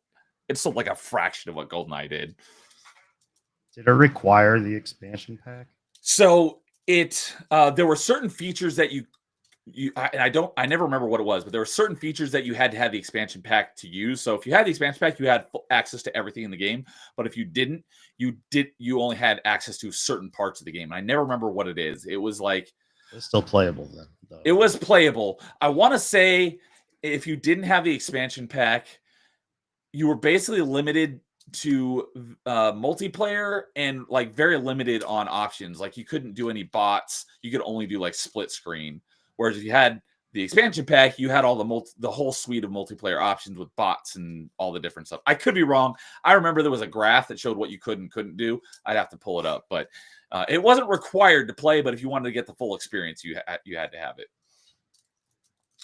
But yes, speaking of Unreal Tournament, so yeah, that's another thing. Another buddy of mine had it, and I played it over on his computer at his house, and I was like, "Oh, this game is awesome!" So I had to get it. I'm assuming you probably were more bold than I was. Do you go online and play against other people? Yeah, that's probably one of my earliest memories of like online multiplayer is maybe Unreal, if not Unreal Tournament.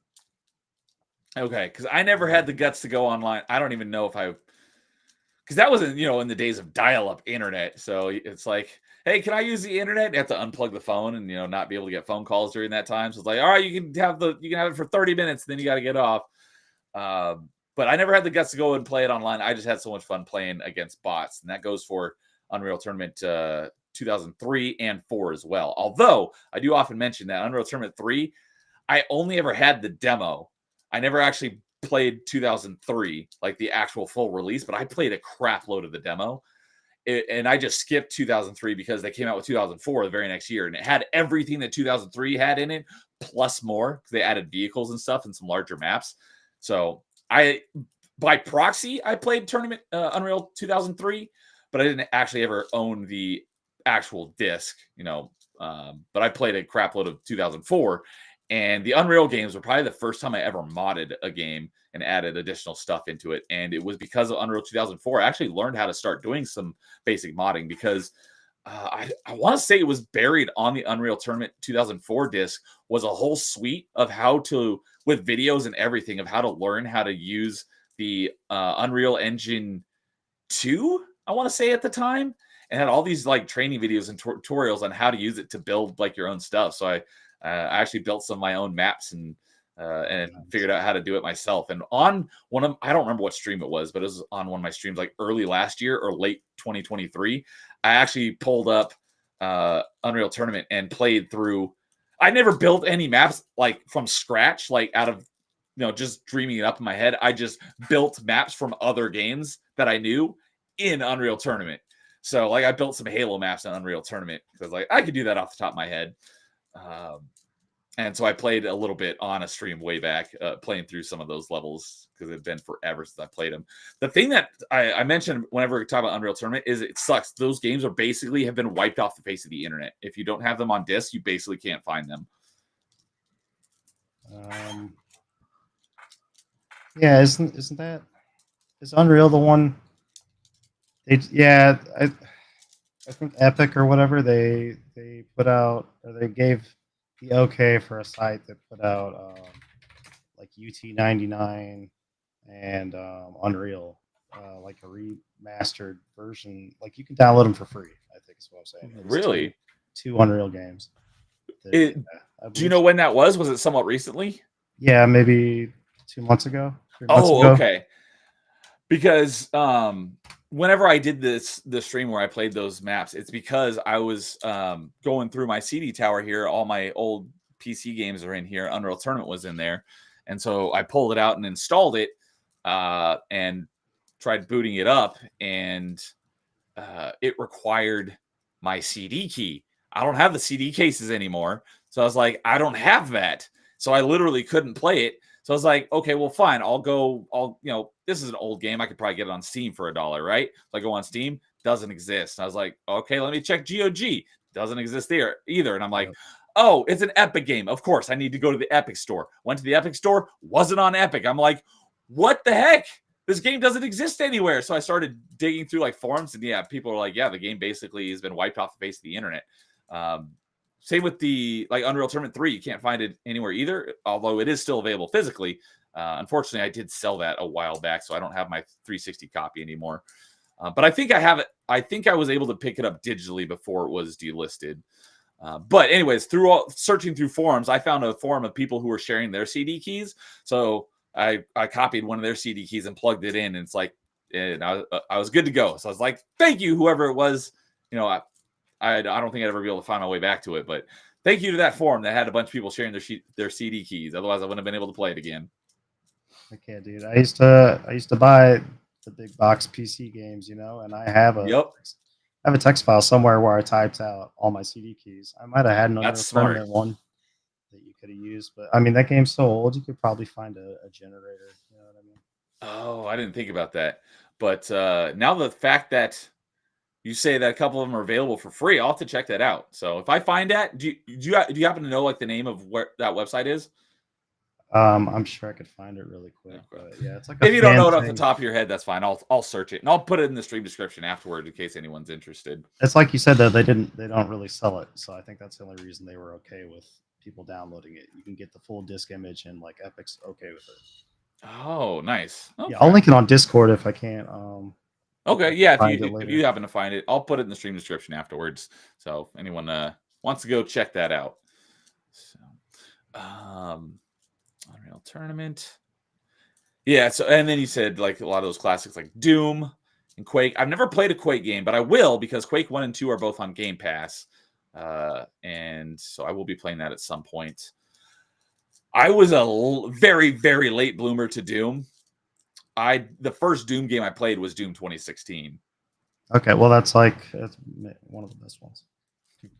So it wasn't until after Doom 2016 came out and I played it. I'm like, this is awesome. Then I went back and played all the classic ones. The one that I haven't played yet, I've played a little bit of it, but I need to go back and play through it in its entirety. And I will at some point, just haven't gotten around to it yet, is Doom 3.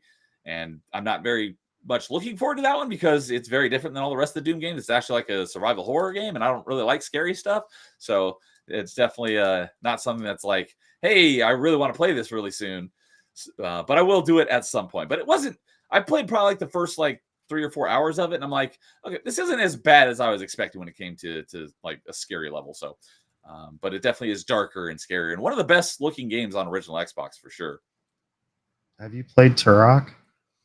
I have Turok, the original one on N64. I don't remember if I ever actually beat it, but I do own all 3 of the recent Turok. I want to say they were Night Dive remasters. So I'll be playing through those at some point, but I haven't played them yet. I think it was Turok 2, maybe, which I think it was called Seeds of Evil or something. Yes, like that. Turok 2 Seeds of Evil. I do remember that. But I remember it was kind of like a survival horror in a way, and me as a younger, kid, I'm like creeping around corners, and I creep around like a corner of a ledge I'm on, and there's just like it's like a flying meatball is all I remember, but that wouldn't make sense because that's like a Doom enemy. But I was like looking through Demon.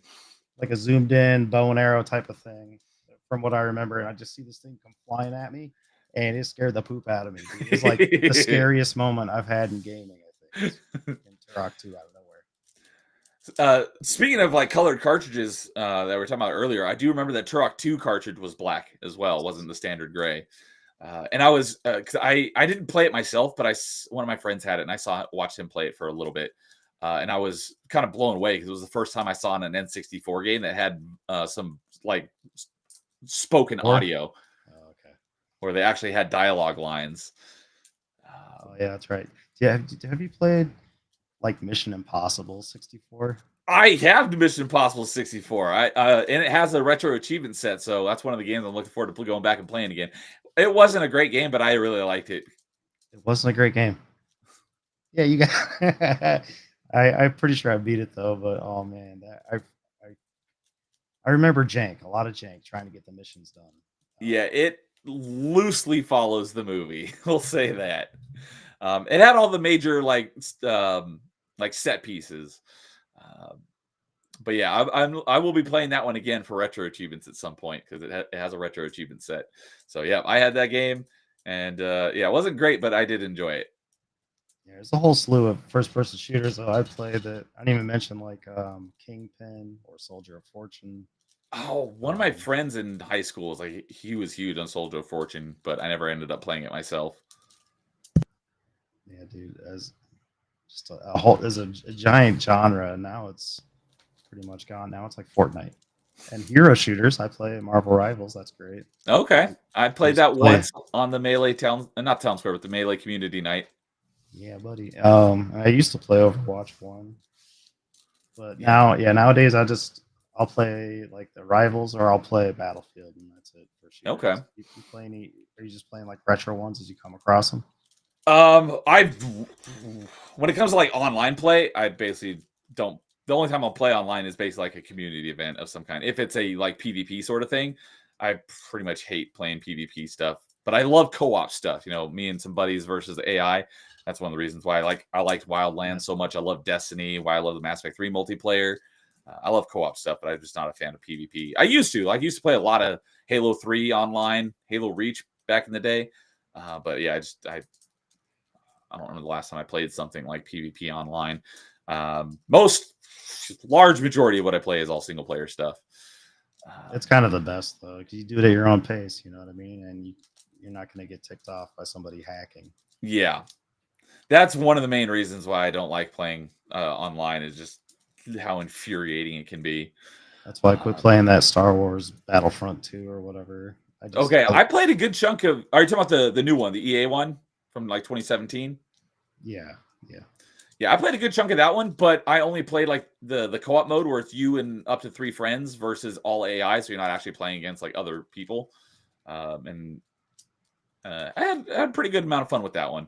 Still got a bunch of achievements. I have to go back to that one. I don't think I'll probably ever finish that one off, but I do plan to get more in that one someday. It was a pretty decent for Star Wars game. They've been historically not so great, you know?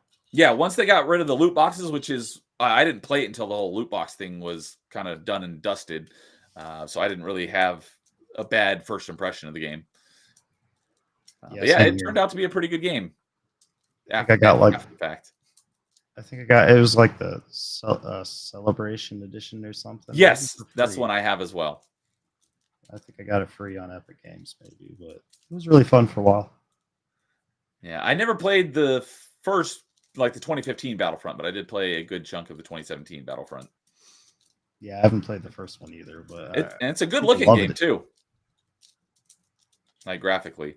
But yeah, because I like basically don't play anything online. Like when I was playing Marvel Rivals for the first and only time on the Melee Community Night, I was asking James like, "All right, what do I do?" He's like, "Oh, it's just like Overwatch." I'm like, "I've never played Overwatch." He's like, "Oh, well, it's just like this." I'm like, "I don't know what that means." He kept trying to use like these he's like, "Oh, have you played any MOBAs like League of Legends?" I'm like, "I haven't played any of those." Like, "Oh my god, I have nothing to compare this to." Oh man, you haven't played League of Legends? No, To try it because it was free to play. I'm sure it still is. I've watched a few people play it, and I'm like, I have no idea what's going on. I'm not recommending it, by the way, but it has its own charm to it. So Yeah, it's no. just kind of surprising that you haven't even like set foot in it. Yeah, if it's like a online PvP only type of game, it would take me a lot to get into it and like really dig into a game like that. Yeah, PvP gets very tiring. I didn't touch it in a while. I mean, I did a little bit, but the achievements, it was like I had maybe 10% of PvP. All the other ones maybe like 90+% in that category. But my PvP was just like super low because I don't care. I didn't like it. So yeah, Nightmare said had a few things here. He said, yeah, when we're talking about Jason Bourne, the movie Jason Bourne, which was the 5th movie, was okay, but felt too look. We have technology. I liked it more, a lot more than Bourne Legacy because it was an actual Bourne movie. But I think Bourne Ultimatum was my favorite. But all three of them are great. And Nightmare says Doom 2016 was also my first Doom. Sweet. So, and he says, yeah, Doom 3 is more horror while others are more action FPS. Yeah, exactly. Why I wasn't really all that. I'm not all that enthusiastic about playing Doom 3, but I will. And he says, Nightmare says, lol, are we the same person, Neo? I never play anything online either. We're the same person. We're internet brothers. We'll have to talk about that more when you're on open mic here and coming up soon. So, all right. Well, is there anything that you've been playing lately that we haven't talked about? Path of Exile 2. Oh, okay. Yeah, being a big Diablo fan. Did you play any of Path of Exile 1? Yes, that's my second most played game, probably. It is right behind WoW. That makes a lot of sense. Yeah, like I said earlier, I never played any of the Diablos, but I'm sure I would have, if I had like given it a chance. I'm pretty sure I would have enjoyed them. I got this close to getting into Diablo 3 because a friend of a friend was into Diablo 3, and he's like, I'm gonna stop playing Diablo 3, and he was almost gonna sell me his copy, and then he changed his mind, so I never ended up getting Diablo 3, so I never played any of them. But I know Path of Exile is basically a Diablo clone and is free to play. So when I heard about that, I looked into it, and I talked to some people, some friends who were into it, and I brought it up on a good number of streams. The skill tree on Path of Exile is the most insane skill tree I've ever seen in my life. So I've brought it up on a number of streams just to show how ridiculous that skill tree is. Because I remember someone who was like trying to convince me to get into it. It's like, yeah, you're going to have to just kind of like wing it and go through like 5 to 10 characters till you find something that actually works for you. And I was like, I don't really feel like spending that much time just like finding something that works. So I never ended up playing it, but I'm sure I would have liked it too if I had gotten into it. So how do you like Path of Exile 2 in comparison to the first one? Because I know they made some kind of I don't know if major changes is the right word to use, but they did make some changes to it. So what are your thoughts on 2 versus 1? So I'm still pretty new for 2. That's the only thing I've been streaming so far, but I'm really impressed with it.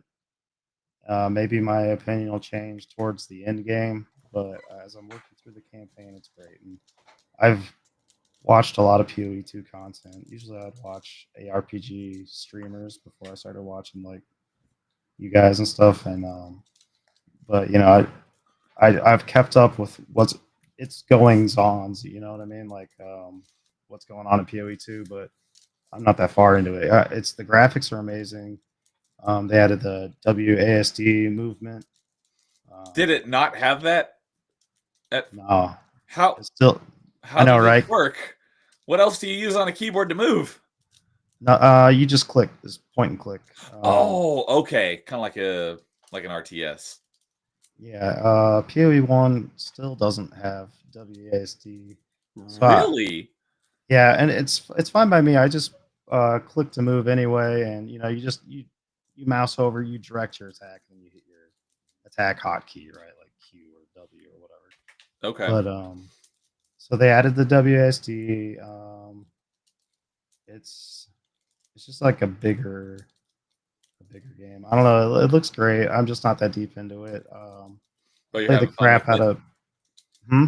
But you're having fun with it though. Yeah, I think it's great. It's early access right now, so kind of got to judge it with a grain of salt. And then Yeah, I it thought that was costs. ironic that it's going to be a free to play game, but in early access, it's $30. That's right. It's Yeah. like usually it's the other way around. Early access is cheaper and then it goes full price when it releases.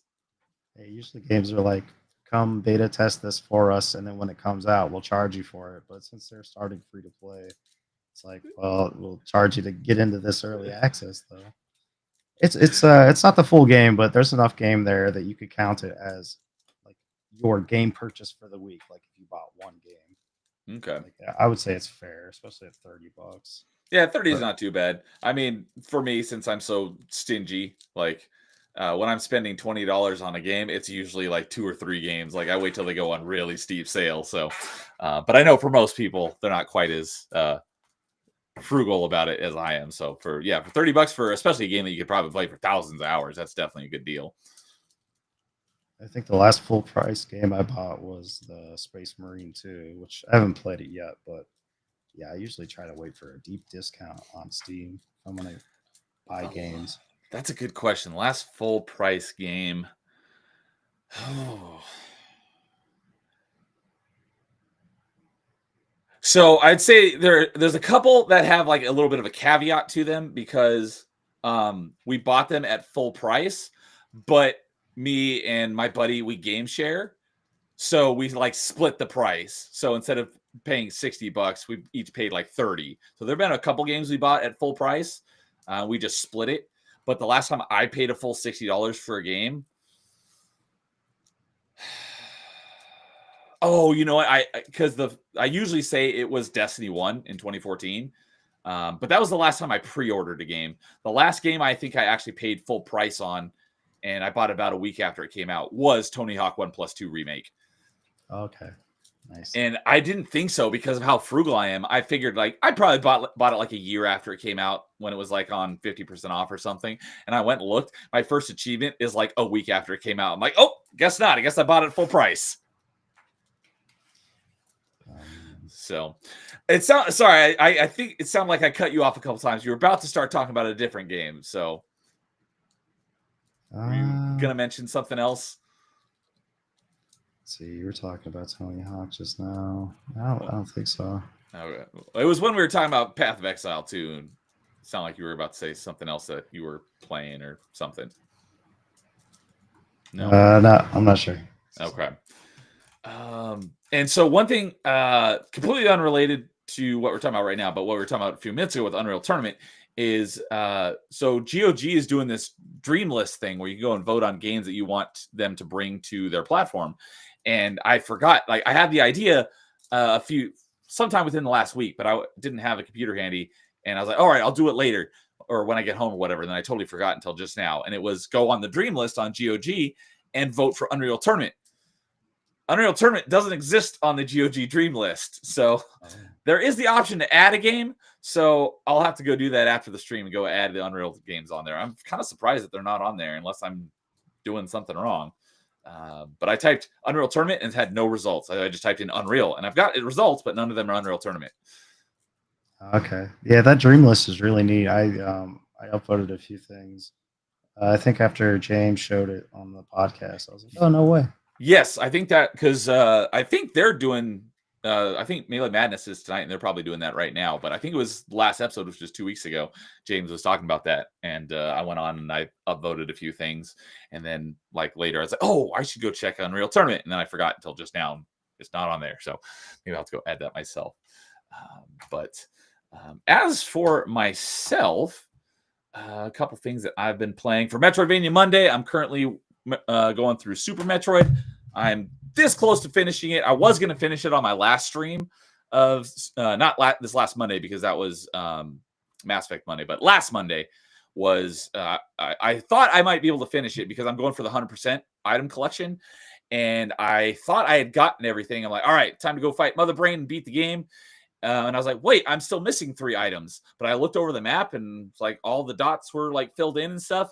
And I realized because it had been a very, very long time since I played Super Metroid, unlike some of the later Metroids where it like Metroid Fusion, if you've been to a room that has an item, and you haven't collected it, it's a circle. And then once you collect it, it becomes a dot.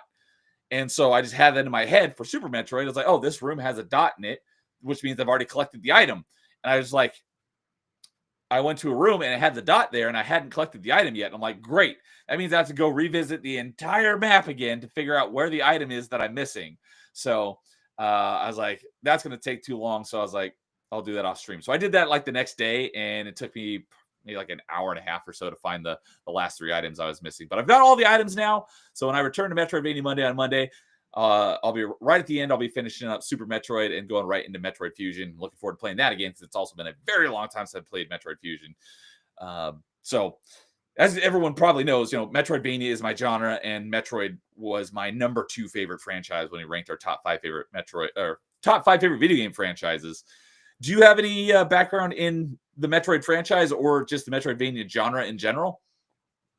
I mean, I've played Castlevania before. I've played NES Metroid, and Game Boy Metroid was one of my.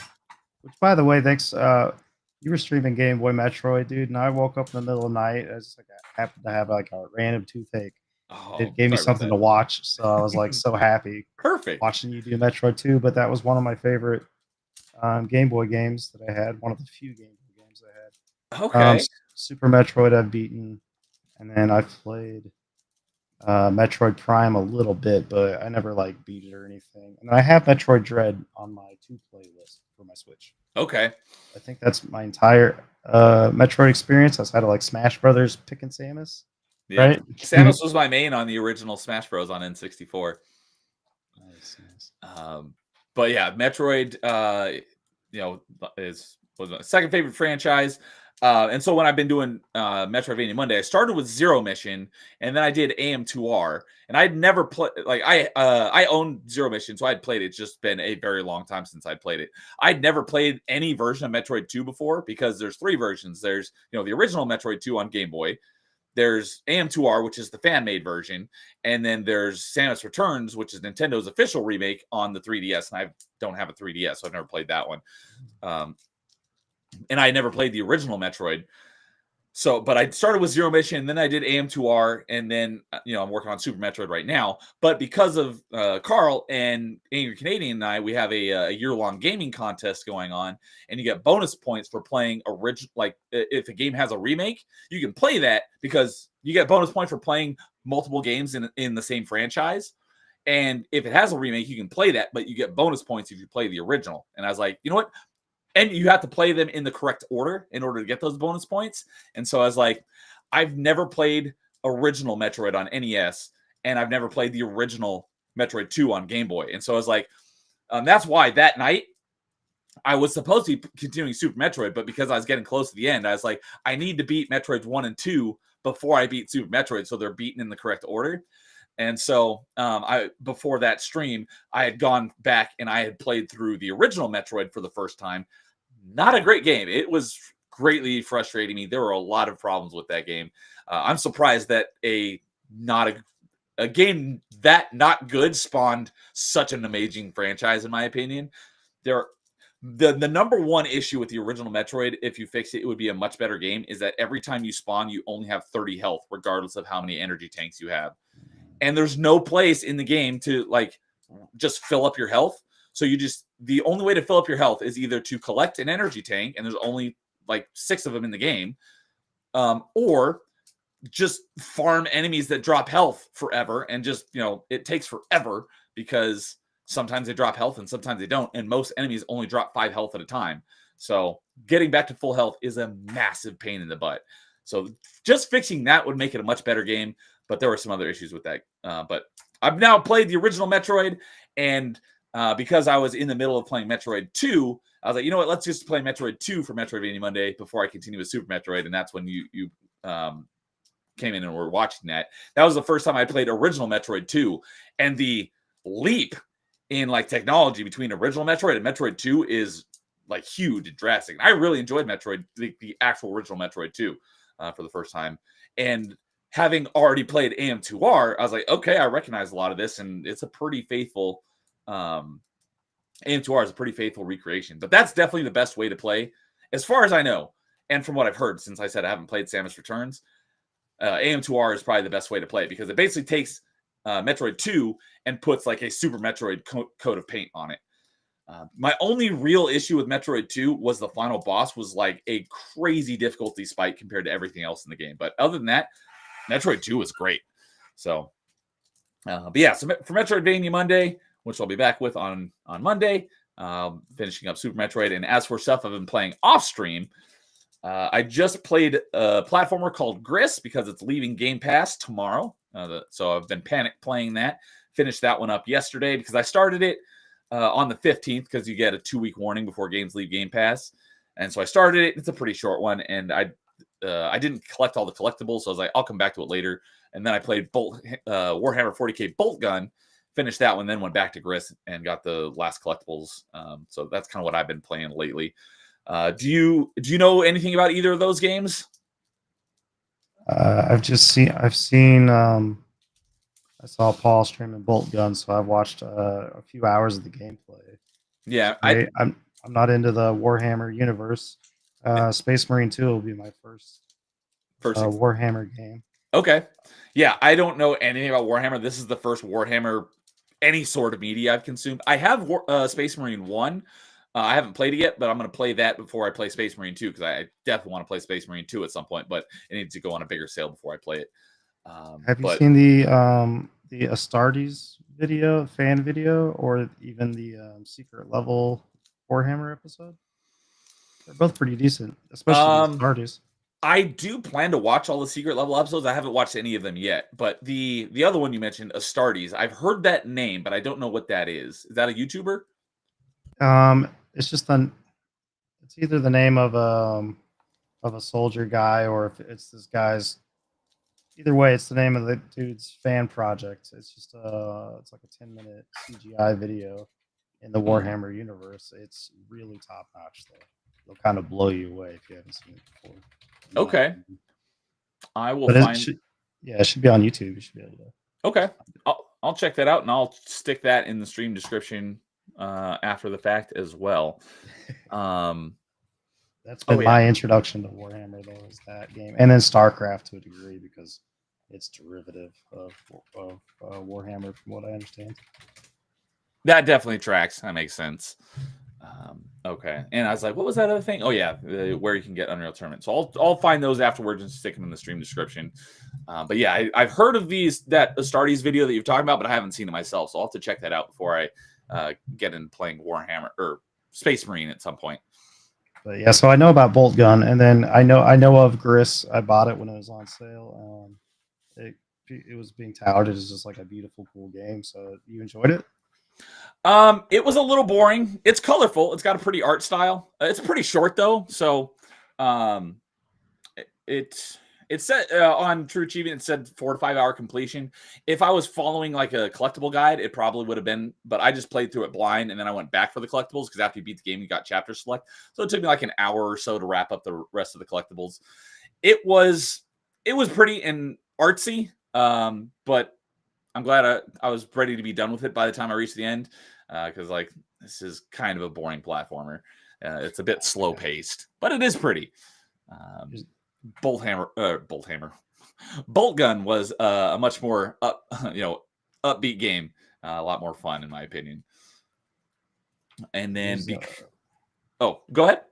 I was going to mention, there's another game I've played somewhat recently. It's called Arctic Eggs. Have you heard of it? I have not even heard of that. Arctic Eggs? Arctic Eggs. What is that? It's silly. It sounds like a silly game. So the main thing about the game is that you just fry eggs. It's really simple, but it's very frustrating and very fun and funny at the same time, in my opinion. And it's got excellent music. Oh, that's a game I've been playing somewhat recently. I haven't put any hours on it this week, but it's fun and it seems short. I'd recommend it. It's like that right amount of frustrating where you're like, ooh, I know I could get this if I just try it again. So you end up playing it. Cooking, physics, sci-fi, surreal exploration. That's quite an interesting combination of genre tags. Cooking physics is the good way to put it. It's the whole reason my Steam year recap thing, it was like you like action role playing games, and you like cooking. Yeah, definitely not something that would catch my interest if I was to see this trailer. I'd be like, WTF did I just watch? It has great music, and it's got humor to it. I'd recommend it. Check It, it out if you can find it it definitely on looks sale. comical. If it's cheap, I would recommend checking Yeah. it out. Full price, it's only $10, so I'm sure it's probably I could pull it up on Steam DB and check the discount. This is interesting. So it says that, why is this game relevant to you? Similar to games you played, Subnautica. Yeah, I don't think this is anything like Subnautica. To me, it's not like any game I've ever played. So it's funny. Sometimes I'll look at like the most random game on Steam, and it says that because it's similar to Subnautica. I'm like, this has not one single remote gameplay element that's anything like Subnautica. Why are you saying it's similar to Subnautica? But RTA, okay. Well, and then as for myself, since I finished both of those two games now, as I panic played them before they left Game Pass, I'm finally getting so once a month, Dude and I do our achievement chasers, which is usually the first Thursday of each month. We just talk about what achievement hunting we did over the past month and what we're kind of planning on getting done over the next month. So on the one we did at the beginning of this month, I mentioned Castlevania Lords of Shadow 2 because I've had it for like a decade, but I've never actually played it. But I did complete the first one way back, and I had a lot of fun with that. And that was actually the first Castlevania game I ever played, because that's because it's a hack and slash, and I like hack and slash games. What system is that on? It was 360 / PS3.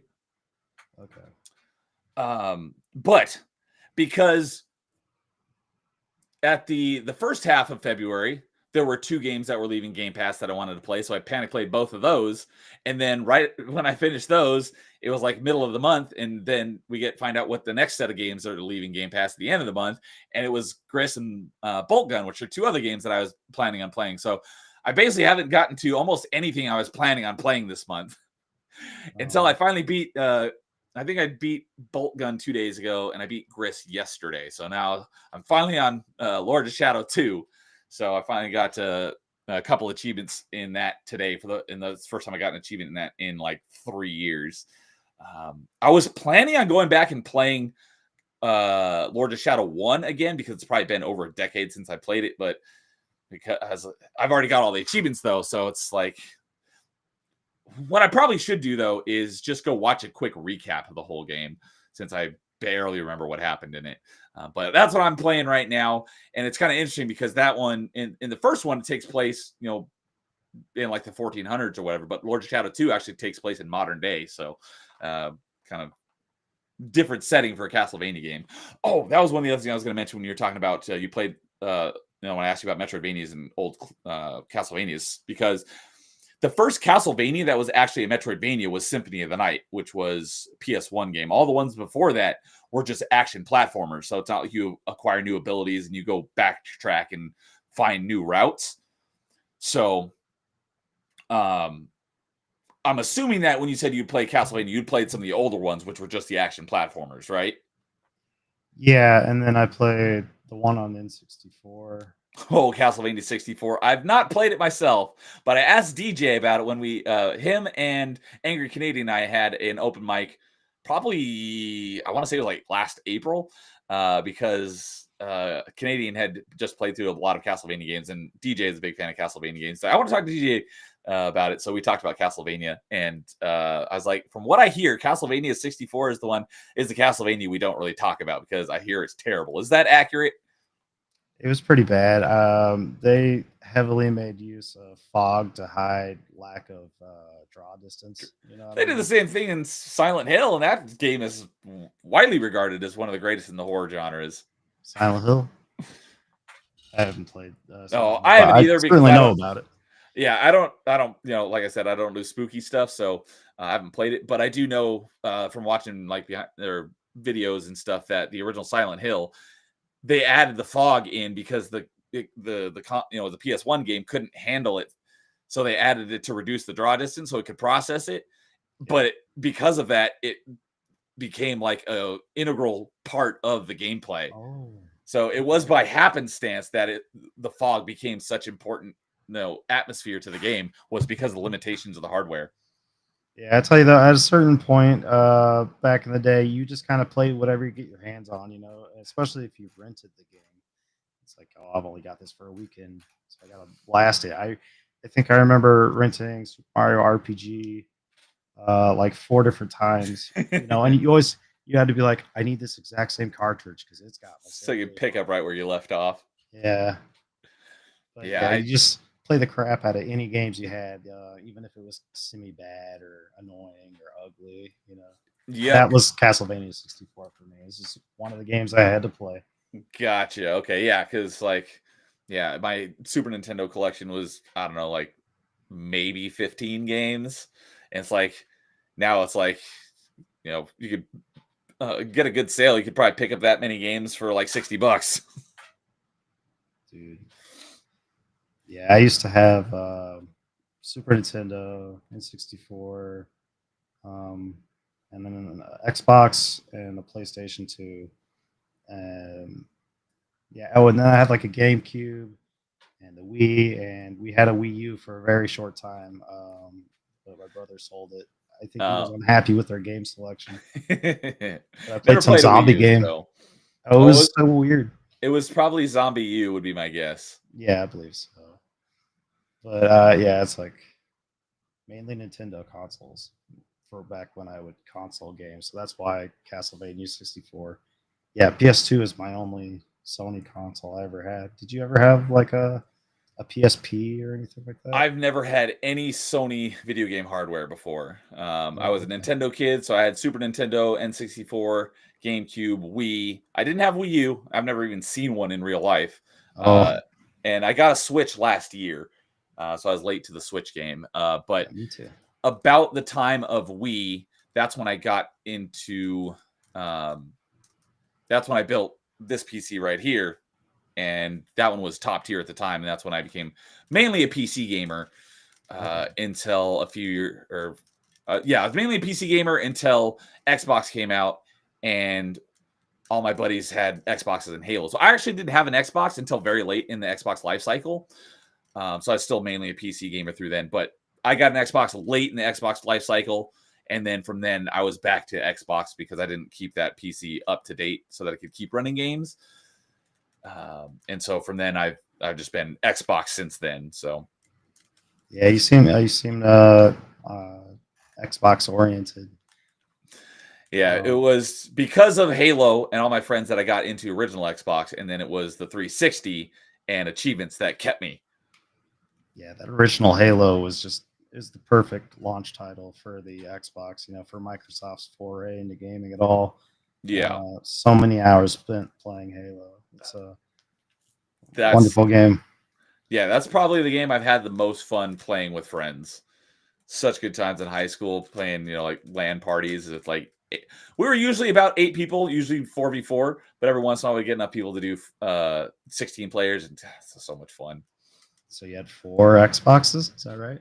Oh. Yeah, well, I didn't, because I didn't even have an Xbox until late in the life. So because one of the buddies, he's like, he was going to sell it, and he's like, hey, do you want to buy my Xbox? I was like, yeah, sure. So I bought his Xbox because I didn't need an Xbox of my own because everyone else had one. But yeah, every once in a while I would get, more people come over, and they'd bring their Xbox, because 2 of them were brothers. I think they each had their own Xbox, and that's why we were able to do 4v4 system links so often. But then if we had more people, we had to have someone else bring their Xboxes. So every once in a while we'd get 4 Xboxes, and that was such good times. Can I ask you this? You ever have an experience where, like, you're still in school and you wake up extra early to play one of your friends from school, and for me it was Age of Empires 2. So we woke up like 3 hours before we had to get on the bus and called each other and was like, dude, get on. Let's play some AoE 2.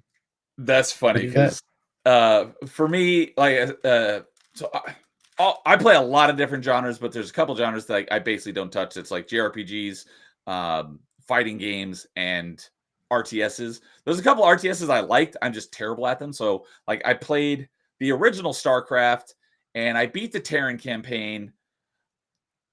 I don't know if I ever beat the Zerg Protoss campaign, but I played the original Command and Conquer, and I beat the GDI campaign, but I never beat the Brotherhood of Nod. My favorite, though, often forgotten, and another one is like I never played any of these online versus other people. I just played it against AI and stuff. But my favorite, like I said, not very good at it, but my favorite was Total Annihilation. I like that one a lot. But the first time I ever even played Age of Empires was about a year or two ago, and wow. I've got all the achievements in Age of Empires 1 and 3, but I still really have no idea how the game actually works because I was just following an achievement guide, and I still don't even understand how to actually play it. But the thing was, the reason why I did 1 and 3 is because the completion time for them is 8 to 10 hours, but for Age of Empires 2, the completion time is 200 hours, and I was like, yeah, no thanks. For the achievements anyway. Yeah, and because I was like, if it's a genre I don't really do, if the completion time is not very long, I'll go ahead. I'll be like, yeah, sure, I'll go ahead and do it. But AoE 2, the achievements are very long, so I was like, yeah, I'm not going to do that one. But specifically for Age of Empires, good buddy Carl, on my co-host on Party Chat, he loves Age of Empires. Age of Empires 2 is very high up there in one of his. I don't remember where, in his top echelon of games, but it is up there. He loves it. But as for me, to answer your question, the first time I actually played anything online wasn't until Xbox 360, and probably Halo 3 was probably the first time I played anything online. But I would stay up basically super late to play stuff. I would never get up early for almost anything, except for I would get up early to go snowboarding. I mentioned earlier, I love snowboarding. You got to get up early to get up on the mountain. But to get up early to play video games, because I'd be so exhausted, because I was very active in high school, in school all day. And then I was very active in sports, playing either basketball or soccer, depending on the season. Then I'd have to come home and, get homework done and shower and get cleaned up and stuff. And by then it's super late. It's like, I got to play something. So I'd stay up late playing games, and I'd be dead tired in school. So there's no way I would ever get up early to play video games. That's usually how it was for me too. You usually burn away your sleep so that, you're like, oh, it's 4 a.m. I have to get up at 6. So, all right, time to go to bed. Yes, I would do that, but I would never be like, I'm going to get up early to play video games. I'll stay up late to play video games. Yeah, I think that Age of Empires 2 was the only time I did that. Wake up early, but yeah, it was very early internet days. I'm sure dial-up. I remember a time when we had 2 phone lines, and they were both tied up with Diablo 2. Playing D2, That's hilarious. I was an only child, so I never had any siblings to compete with. Okay. But I did, as mentioned, during dial-up, I would be like, "Hey, can I'd have to ask, can I go online?" But it was, just to use the internet. I don't think I ever used it for any online gaming back in the day. It wasn't until broadband internet and Halo 3 that I actually played video games. Oh no, I think the first time I ever played a game online was early in the broadband. I did play Counter-Strike online, right after we got broadband internet, because it was a pretty new thing. It was because one of my friends at school, he's like, "Dude, you gotta play Counter-Strike with me." So I played with him a couple of times. It was really cool. I was like, "This is awesome, playing with people online." I had a microphone as well, so I was able to talk to people all over the world. I thought that was pretty freaking cool. But that was a couple of times. It wasn't until, like I said, Halo 3 and Xbox Live, and that I really got to playing online. Yeah, I know Battle.net played a huge role for me because it was one of the easier ways to play people online in the early days.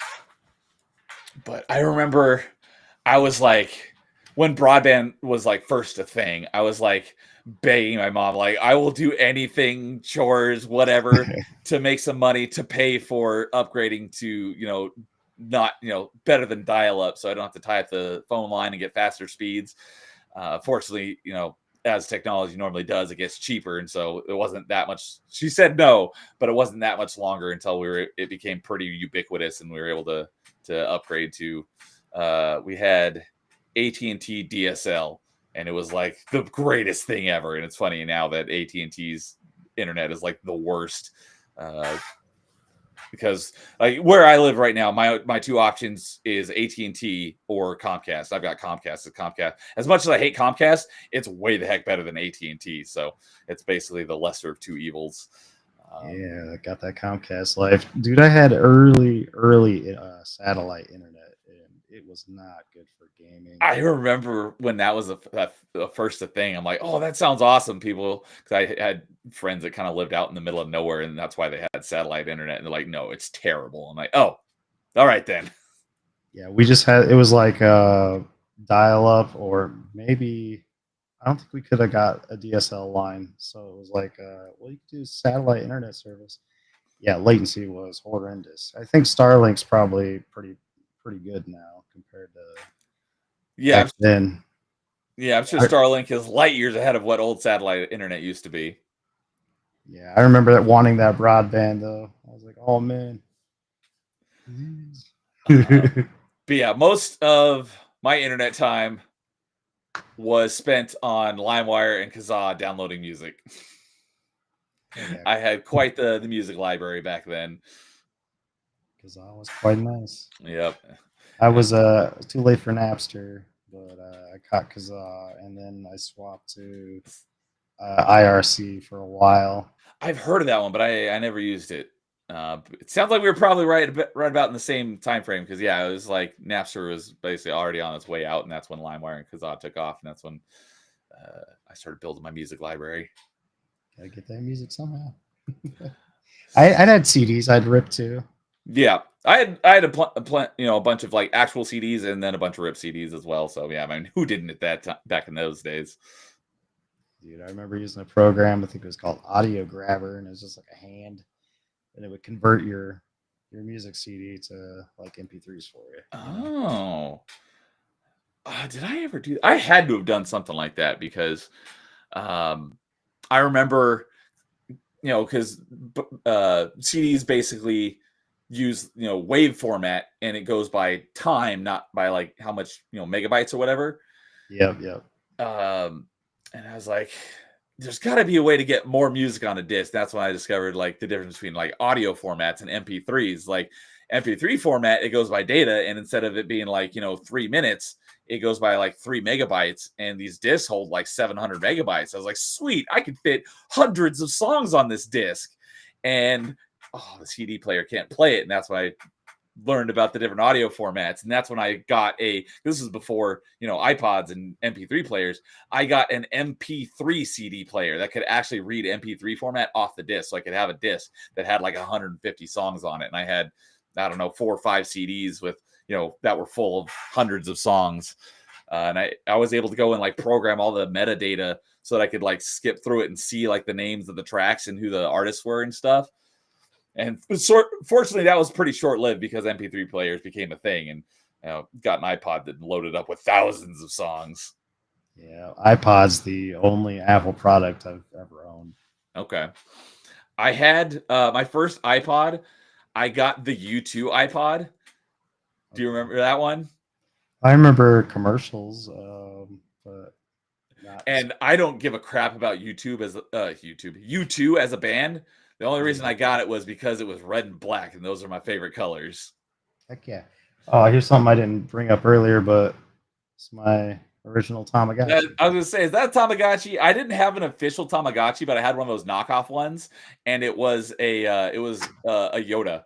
You basically you legitimately hatch and grow your own baby Yoda, and it was actually Yoda, not the stupid Disney knockoff Grogu. Yeah, it was the real baby Yoda. Sounds like. Yeah.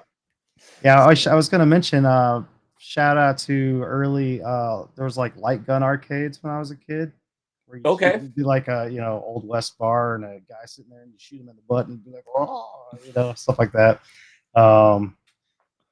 Those were a big part of my early gaming. And then like those Tiger handheld electronics, Yes, I had a bunch of those. I forgot those even existed. Yeah, The- because I didn't have an NES for a long time, and then when I did get one, it got thrown out not too long after, and I didn't have any other way of gaming until I got a Super Nintendo down the line. You know what I mean? okay. So, but yeah, back then, gaming was a lot more scarce than it is today.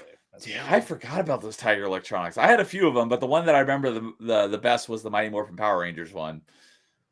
I remember I had an X-Men one. I want to say it was blue or black, and it just had the coolest looking Wolverine on it.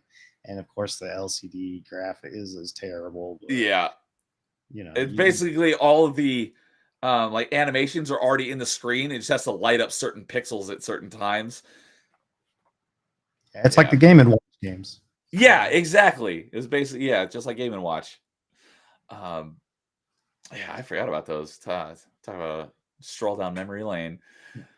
But the U2 iPod, I got that because it was red and black, and unfortunately, that was when I was in college, and my dorm room got robbed, and they stole my laptop, my Ooh. phone, and my U2 iPod. I was so pissed, both because it was the special edition essentially, so I couldn't even get one anymore, and because of all the time I spent putting the music on there, I had to go and get all my music again after that. So I was not happy about that. Um, Yeah, you had to use iTunes. That took forever to transfer over all those songs. I bet. Yep. Yeah. Oh, because when speaking of that, because iTunes, when I first started doing like MP3s and music and stuff, was before iTunes, and I used Music Match Jukebox as uh my music program on my PC. I know the other big one at the time was Winamp, but I never tried that one. Did you ever use either of those? I use Winamp a lot. Winamp. Okay. Yeah, mine was Music Match Jukebox, and it had a lot of. I like that one because you could really customize. It had like lots of cool skins, and you can really customize like the colors and the text and the font and stuff, and you could set all your like music's metadata. I'm sure Winamp probably had a lot of the similar stuff, but I'd already been using Music Match, so I was like, I'm not going to switch to a new program.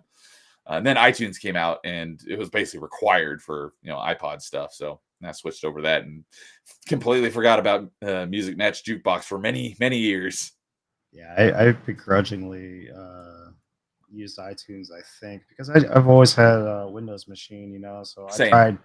tried extra hard to use my iPod without launching iTunes or signing up for iTunes or whatever you had to do back then. But they made it near impossible. So Yep. easily transfer songs without iTunes. I might have caved back then. I can't remember. Yep. Pretty much. And and Nightmare, yes, makes an excellent point. He says early is for cartoons, late is for video games. Yes, that is one thing that I would, as a kid, I would get up at like 7 a.m. on Saturday mornings every Saturday to watch cartoons all morning. That'd be the only way I could Okay. catch Dragon Ball Z on TV.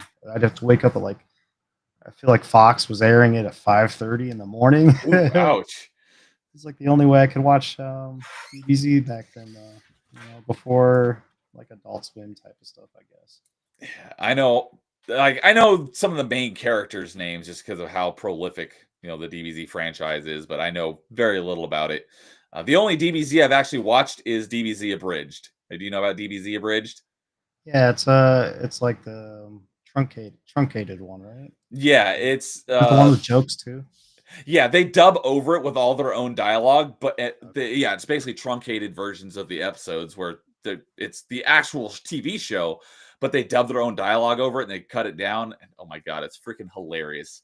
And I got introduced to that because I was a big fan of Yu-Gi-Oh! Abridged. Yu-Gi-Oh! I was a big fan of, but I've just never had really the chance to get into Dragon Ball. But it's like Yu-Gi-Oh! Abridged is freaking hilarious. My friends are like, hey, let's check out DBZ Abridged. Or they might have already known about it because a lot of my friends were into DBZ. And I watched most of DBZ Abridged, and that was just as hilarious, even though I didn't really know a whole lot about the DBZ franchise in general. Yeah, it's not like the best anime, but it's an old good anime. So it's hard to go wrong with it.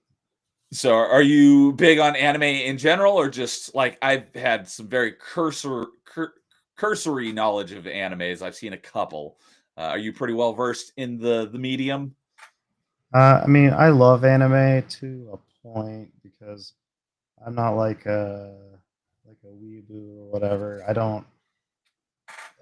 it's just because it's like a cutesy cartoon girl. I have no interest in that. I want to see cool fights or like mind bending stuff. Kind of like there's an anime called Steins Gate where it's I've kind of heard of like that one. psychological. Like I guess they'd call them shonen, um, but I like the action oriented anime or tournaments or just stuff like that. But I don't like slice of life stuff as they call it. And Okay, there's a that bunch makes I sense. don't like. I just kind of like fighting and the powers and stuff like that. Like Mob Psycho, One Punch Man's great.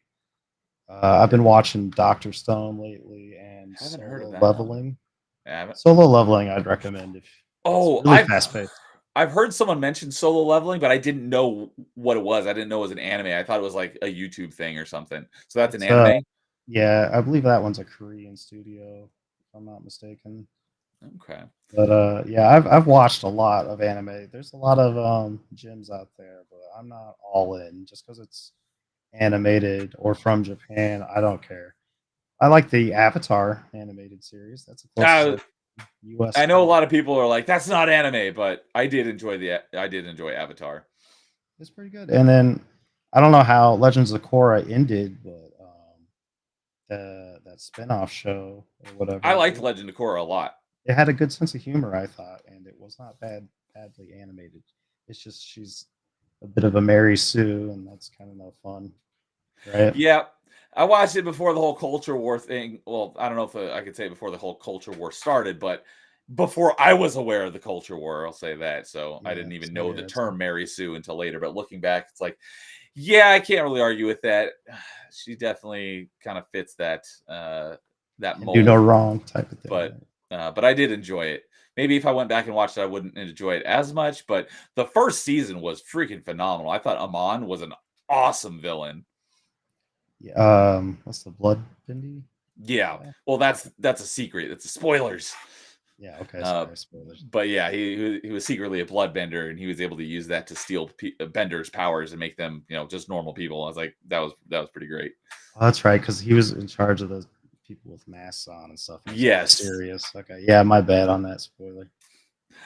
So yeah, if you haven't watched season 1 of Korra, sorry, slight spoilers, but it's still a great season.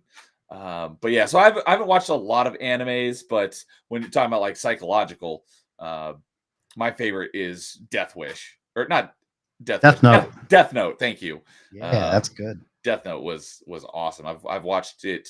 I only watched it because my buddies were like, "Dude, you got to watch it. It's great," and watched it and loved it. Like, got hooked on it basically immediately. And I didn't see it again for I don't know, like a decade, and then watched it again. That was probably already like 5 years ago. Although the first time I watched it, my buddies, I didn't watch it in its entirety. I watched up to a point. I want to say it was episode like 26, but basically it was like it could have been the end of the show and would have been a great ending. And then they continued on. So the first time I watched it, I ended at that point. And so I never watched that second, I don't know, like third of the episodes. And then when I watched it again the second time, I actually watched it through in its entirety. And it's like, well, that last section wasn't as bad as I was thinking it was going to be, but it definitely wasn't as good as the first the first section of it. But that was freaking awesome. That was a great anime. I would definitely be happy to watch that one again.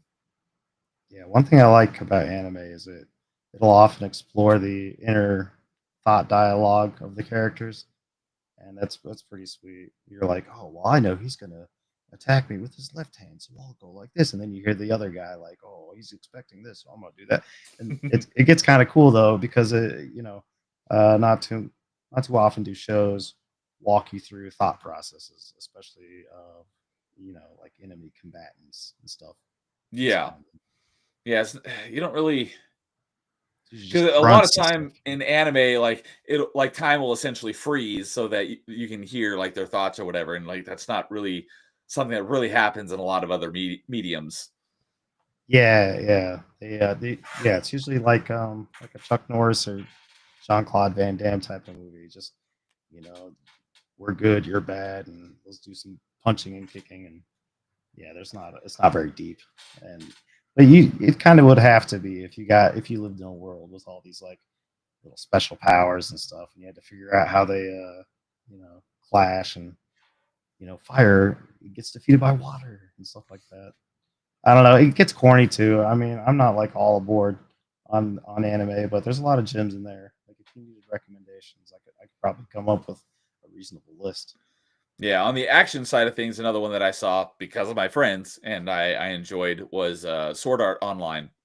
Okay, yeah, I've seen Sword Art. I like that because Pretty it's very Matrix-esque in that they're basically trapped in a computer program. Yeah, that's kind of the appeal of like maybe like World of Warcraft or action RPGs or just RPGs in general. Though it's just kind of it's like those in another world. It's like okay, well I gotta establish myself here, kind of like how he does in Sword Art, like levels up and all that. Yeah, and the thing that they all basically got trapped in there, and if they die in the game, they die in real life. I'm like, oh my god, that's crazy. That's an awesome twist. So it's like, oh, can you imagine if you were like trapped in a video game and if you died, you really die? It's like, oh man, I'm gonna try, but I'd probably never put the headset on once they. Well, figure yeah, it if you out. knew that going in for sure, but they obviously they didn't know that before they launched into the game. But you know what?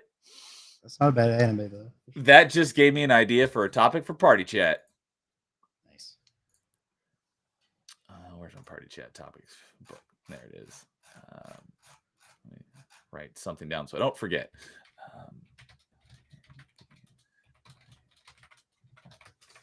All right. So, all right. Well, it's almost 2.5 hours already. Oh wow. I know, right? It just flies by. Is there this would be probably a good time to wrap it up? And anything else that you kind of wanted to touch on or talk about? I'll show you my last little prop thing. I Yeah, if you had. got any more show and tell, definitely. Just, Oh, a dance little dance. DDR. Can you actually like play that with your fingers? Yeah, it'll actually work. Like I don't know, it's got horrible music. You don't want to hear it, but you can see there's the screen and it does stuff.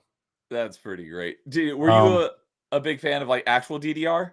Yes, that's why I was gonna show it in case Okay. it came up. I don't know if you ever did any dance arcade machines, but I my spent last year of high very- school, we'd play DDR, like, being a group of friends. It was good. Okay. Kept me in more shape than I am now.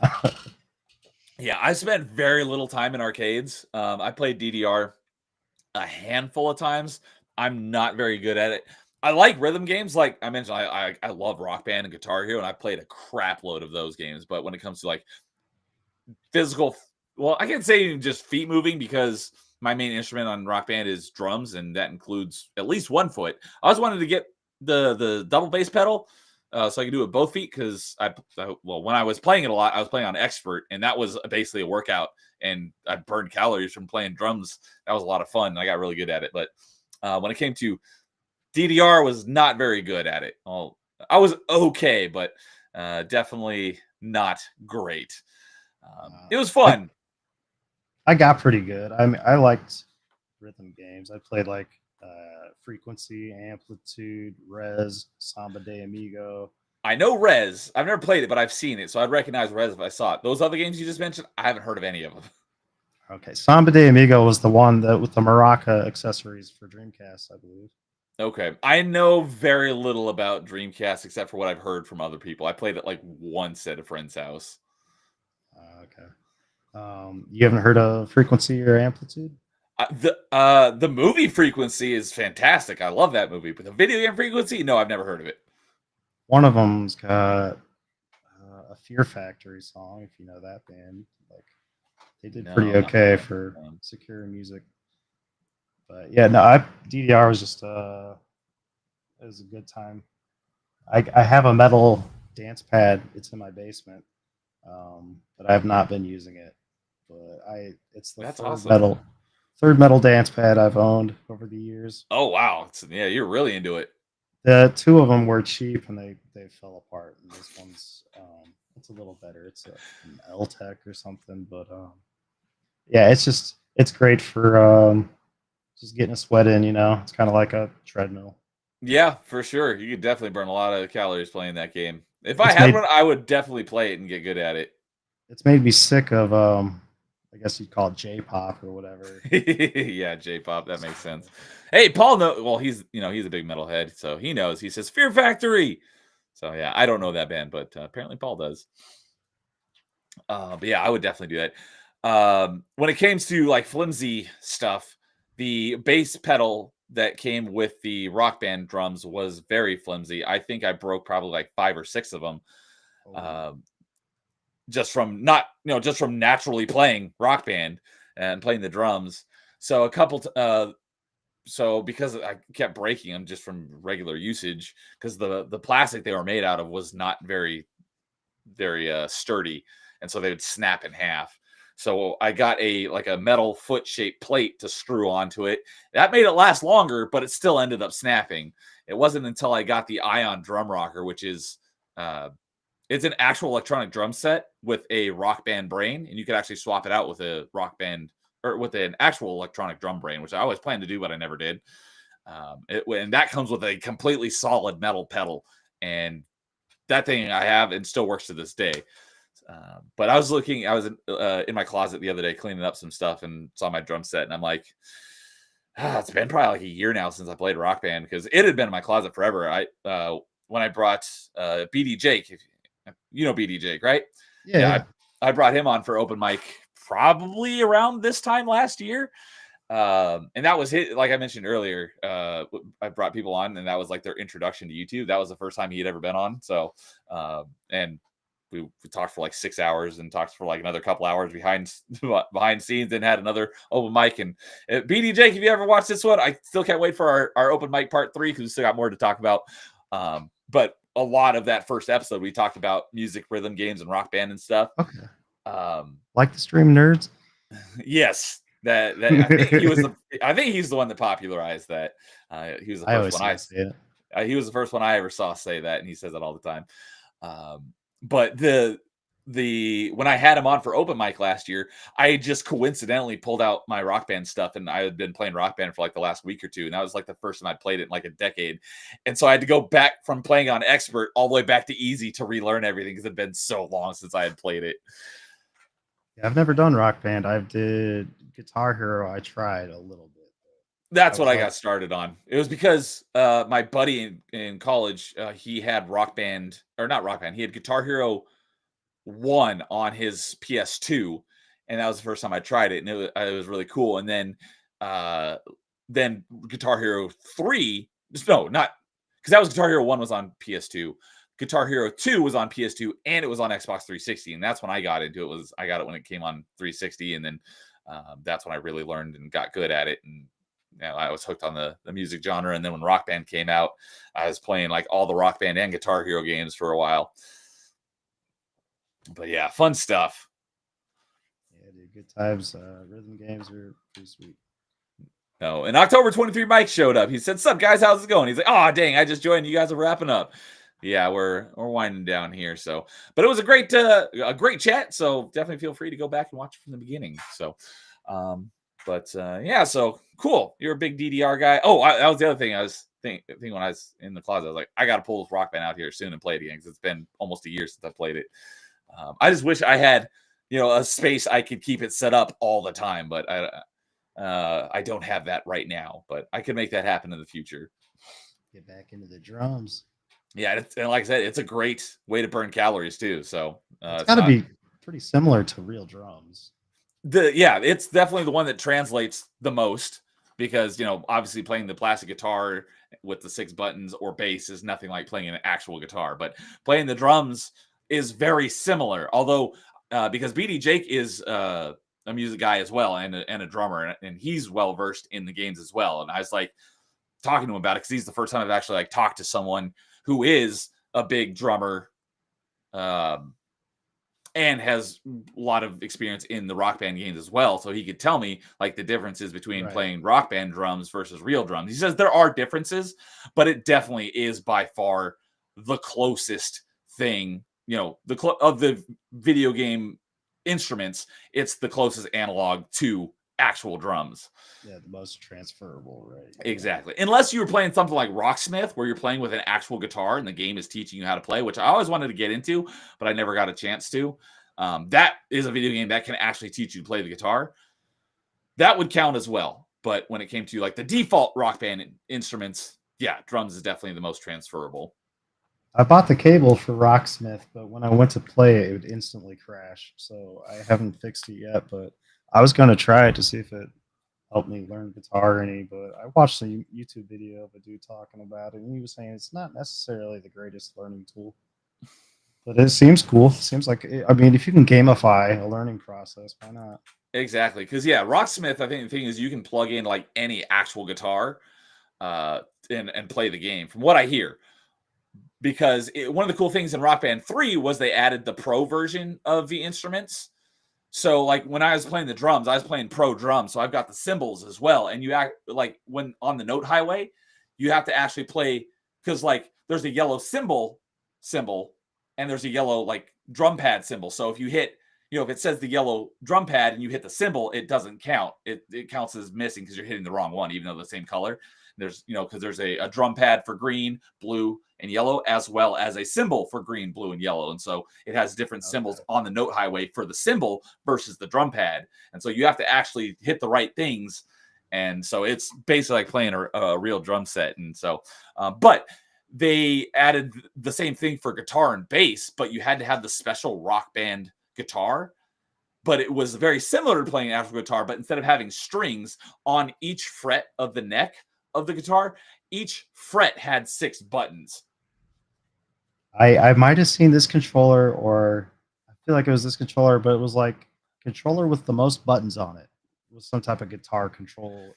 It was probably the Rock Band Pro guitar controller, because it had a full neck of frets as like a regular guitar, but instead of having strings, they had buttons, so you could learn like which fret and which button to put your fingers on. But instead of having the little clicky thing to where you would strum, it actually has metal strings. Then you would use a guitar pick. Oh, neat. So I wanted to get into that as well, to not only because I wanted to learn how to do guitar it somewhat, but there's also achievements tied to it in Rock Band 3. But I never got a chance to get my hands on one of those guitar controllers. So that's why I have 100% of the achievements in Guitar Hero 2. There's only one achievement I don't have in Rock Band, or it's not Guitar Hero 2, Rock Band 2. I have all the achievements. Rock Band 1, the only achievement I don't have is for beating the expert drum career, because because of Run to the Hills by Iron Maiden, I could never beat that one on expert. A good song though. But Rock Band 3, I'll never get all the achievements, because there's a bunch of achievements for beating all of the like the guitar, the bass. I'm pretty sure I did the drum career on pro drums, but I was never able to beat I literally couldn't beat the guitar and bass ones because I didn't have the peripheral to do it. Yeah. Because there was also a keyboard, and I did borrow my friend's keyboard once, and I got some of the easy keyboard achievements, but you have to beat like the expert career on pro keyboards, which means you have to actually know how to play an actual keyboard. And I'm like, that's not going to happen. So I'll never get 100% in Rock Band 3. But I still have a lot of time in Rock Band 3 because I've had so much fun with that game. Yeah, dude, there's good grooving out moments, I'm sure. So yeah, that's probably one of the, if I could have, that's a tough one, to have a like local co-op, or not necessarily co-op, but like a local, like in the same room gaming, because that's kind of fallen by the wayside because online gaming has become so prevalent. Right. If I could have a gaming niche of like local in-room gaming make a resurgence, it's like, would I rather have the music games like Rock Band and Guitar Hero come back, or like split screen like Halo come back? That'd be tough, because I've had so much fun with both of those over the years. Mario Party. I've only played one Mario Party, and from what I hear, it was the worst one. It's the one on Wii. So I don't have a lot of experience in Mario Party, and the little experience I do have in Mario Party, I did not like it. I just like that mini game. Oh, there's that Xbox one that's kind of like games. Yes, Fusion Frenzy. I did love Fusion Frenzy. And those kind of games are great. I love Fusion Frenzy, and it's funny because I just talked about Halo. My Halo buddies, every once in a while, we're like, we kind of like, hey, let's take a break from Halo. And on the original Halo disc on Xbox, it had a section down at the bottom on the main menu, this game demos, and They were just like short little videos about some games that were upcoming. But for Fusion Frenzy, it had 3 of the mini games playable. And so sometimes we would just spend hours playing those 3 mini games. And my favorite one was called Twisted System. And it's just the 4 of you are on like this spinning thing, but you're staying in place because you're running. And all you got to do is jump over the bars that come or duck under the bars. And that's all you had to do. And it got faster and faster. It was last man standing. That was my favorite, also because that was the one I was best at. And I usually won that one. Those games are like where you don't need the screen split, but you're still all doing something. Maybe like Power Stone. But I've heard of that one, but I don't know anything about it. I heard it's making a comeback soon, or it might have already. It's in one of the upcoming like Capcom collection type of games. So it's not out yet. No, not yet. Okay, I've heard a lot of people mention that name and they're excited for it, but I don't have a clue on what kind of game it is. Yeah, it's like one of their arcade fighting collection type of releases. I know they just recently did the Marvel vs. Capcom 2 containing one, and I believe this Power Stone one is the next one. Ah, okay. Yeah, we played that Fusion Frenzy demo a lot. I don't know if I think someone eventually got like the full version of Fusion Frenzy. We had a lot of fun with the full game, but I ended up also playing Fusion Frenzy 2, which was a 360 game, but it was nowhere near as good as the original. I didn't know there was a second one. Yeah, not a lot of people do. It wasn't that great. I think I own the first one though. Yeah. That's my favorite party game because, like I said, I was never really into Mario Party. It was fun. It was a lot of fun. You were like in those gladiator type of balls, right? That was one of the mini games that was probably the second most on Fusion Frenzy. The mini game we played the second most was you're each in one of those, you're basically like a hamster in a rolling ball, and the platform keeps getting smaller and smaller and smaller, and the last one on is the winner. That was a fun one. I was never very good at that one though. I don't know if I ever actually won that mini game. But yeah, there were a lot of fun mini games in Fusion Frenzy.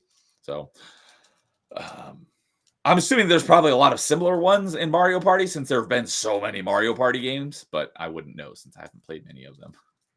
Yeah, it's the mini games are the best part to me, at least. I don't care about the board game. But speaking of Mario Party, I have 2 friends who literally have scars on their thumbs from waggling the joystick from Mario Party. Jason, my co-host on Top 5, and I'm pretty sure Norporeal Lifeform is another. He says he's got forever scars on his hand from playing that game. I had to go to the nurse's office when I was in school because I had on my palm just a big old blister that she had to help me take care of. Because of Mario Party? Yeah, there was like you'd wind up a Shy Guy or something, and I would just sit there doing 360s on the N64 analog stick. Yeah, it destroyed my palm. Destroyed it. Yeah, that joystick was not the greatest. No, and I was a dumb kid. I didn't think of like, oh, how could this possibly harm my skin? I'm just trying to get the high score, dude. So yeah, not a good idea. So you're another one who has battle scars from Mario Party, although it damaged me. Probably everyone who actually played it probably did at some point. Well, Nintendo had offered to give you to mail you out some type of like protective glove thing. Really? I mean, that doesn't surprise me because they did the whole like rubber sleeve for the Wii's. I don't know if you had to pay for the shipping or if you had to buy it too, but yeah, in some way you could contact Nintendo and they would sell you a glove with like a protective thing because of Mario Party. That's hilarious. I did not know that, but that does not surprise me at all. Yeah, it's like a fingerless glove, if I remember right. Oh, that's funny. Because I remember when I think when the Wii came out, there's all the stories about like people losing the Wii's and breaking TVs and stuff from them flying out of hands. The Wiimotes, yeah. Yeah, the Wiimotes. I want to say that originally they didn't even come with the wrist strap. And they had to send those out to basically everyone. And then it was still a problem because the wrist strap, the cord was super thin. So people were still breaking them. So they had to send out ones with thicker cords so they didn't break. And then they came up with the the rubber sleeve for the Wiimote, so it would be softer and like bounce off stuff if you know if you lost control of it. So lots of broken things due to the Wii games. Yeah, so those are some of the best videos, though, watching somebody whip their controller into their big flat screen TV. Or break the person next to him's nose while they're playing Wii tennis. It's brutal. Knocking things off shelves. Good times. There's one thing I didn't mention when you were talking about Tony Hawk is when they were going to release, or I think they did, where you had to like stand on a physical peripheral skateboard thing, right? And I was like, I don't want to play physically. I'll be right back. Okay.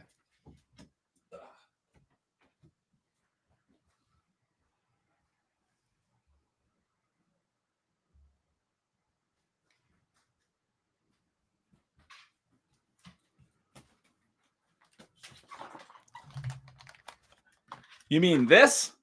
Oh man, you have it. Okay, was it Tony Hawk's Ride? Yeah, so this is the Tony Hawk Ride, and then there was Tony Hawk Shred was the sequel. I did not get that one, but my buddy, or actually it was my cousin, he knew how much of a fan of the Tony Hawk games I was, and he got me Tony Hawk Ride on 360 for Christmas one year. That's great. Have you tried it out? Were you all on board at first? Because me, I was like, I don't know if I want to get physical doing gaming. I kind of want to sit there. Yeah, no, because I was all about like peripheral gaming, like, you know, Rock Band and Guitar Hero and stuff. And I was like, oh, sweet, I can actually skate. I played it. I probably have less than 4 hours in the game, and I got it in like 2013. So it's been like over a decade that I have it. I don't remember the controls being very bad for the few hours that I played, but it was a very long time ago. And that was before we found out that it was not a good game. But the reason why I have this out was because I didn't know where it was, and I've been doing a lot of cleaning around my house lately, and I found it, and I pulled it out because in the gaming challenge that I mentioned that Carl and Canadian and I have, we get bonus points for playing games that we hate. And so because of how bad of a reputation this game has, I was like, I have that, and I've been meaning to go back to it because I only have like, I could pull it up, but I probably only have like 5 or 6 of the achievements. Let me go ahead and, while we're talking about it, Tony Hawk Ride. Let's see. I just wanted to see if you remembered which one that was, but I guess you own the thing, so that's awesome. Yeah, I didn't play, never played Shred, but Tony Hawk Ride. Let's see here. Oh, wow, it's older than I thought it was. It came out in November of 2009. My first achievement, yeah, okay, he got it for me for Christmas in 2009. My first achievement was in February of 2010. So it was, oh, wait, no, that's the last achievement I got. My first achievement was on December 30th, 2009.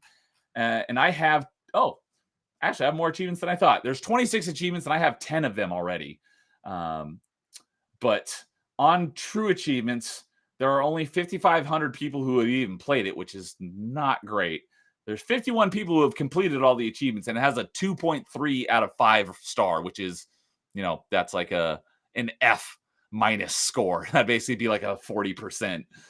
So it doesn't have a very high reputation, but I've got 10 out of the 26 achievements. But I was like, you know, I have this game when we were doing our stream for, you know, determining the rules and stuff. And it's like, well, I have this game and I've been meaning to go back to it, but it's got a terrible reputation. I don't remember hating it, but most people hate it.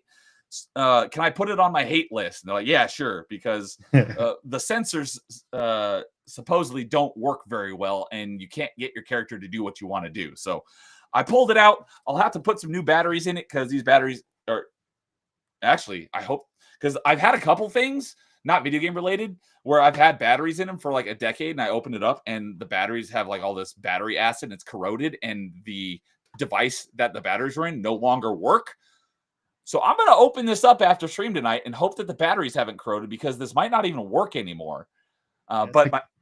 Take the batteries out if you can, if you're not going to use it for a long time. Yeah. For sure. So, but yeah, it's got like, you know, accelerometer and stuff in it. So you actually have to like tilt in game to like turn and stuff. And it uses these sensors, you know, to do like grabs and grinds and stuff and manuals and stuff. But supposedly the sensors are not very good and it's very frustrating. So I was like, I've been meaning to get back to it, so let me go ahead and put it on my hate list if you guys are okay with it, and I'll play it at some point this year, assuming this still works. So I'll check that out. But yep, This is the Tony Hawk ride board. And That's awesome. I found it recently while cleaning up stuff. And I was like, well, we were just talking about it and I put it on my list. So I'm going to pull it out and play it at some point. So yes, I do. There was also a snowboarding game that came out. I don't remember which one it was. And it wasn't a Tony Hawk game, but I think you could use this peripheral for it. Oh. I don't know if that ever came out or if it got scrapped or what. But I always wanted to play it because I'm much more into snowboarding than skating. But I don't know whatever happened to that. So that thing doesn't. You don't need like a Kinect or something to use that, right? No, I don't have a Kinect. So it's all the sensors are built into the board. Okay. That's awesome. So you could hang that up, dude. Yeah, you know what? That's not a bad idea. I could put this up here somewhere. Okay. It's like to the keen eye, they'll be like, "Hey, wait, that's not a real skateboard." I'm like, "No, it's not." Right. Just need a bunch of double-sided tape or something. Man, it's kind of heavy. I wouldn't trust tape. I'd probably have to put like some sort of like hook or something to hold it up because tape probably wouldn't be strong enough. But yeah, that's a good idea. I'll have to figure something out up here. But so while we were talking about Mario Party, Paul said, I got blisters on my fingers doing Hadoukens in Street Fighter. Hadouken. So he must be doing a lot of Hadoukens. So, he was relentless. So, all right. Well, I think we'll go ahead and wrap it up there. It was great having you on and getting to put a face to a name and get to have a great chat with you. So thanks for coming on and talking video games with me.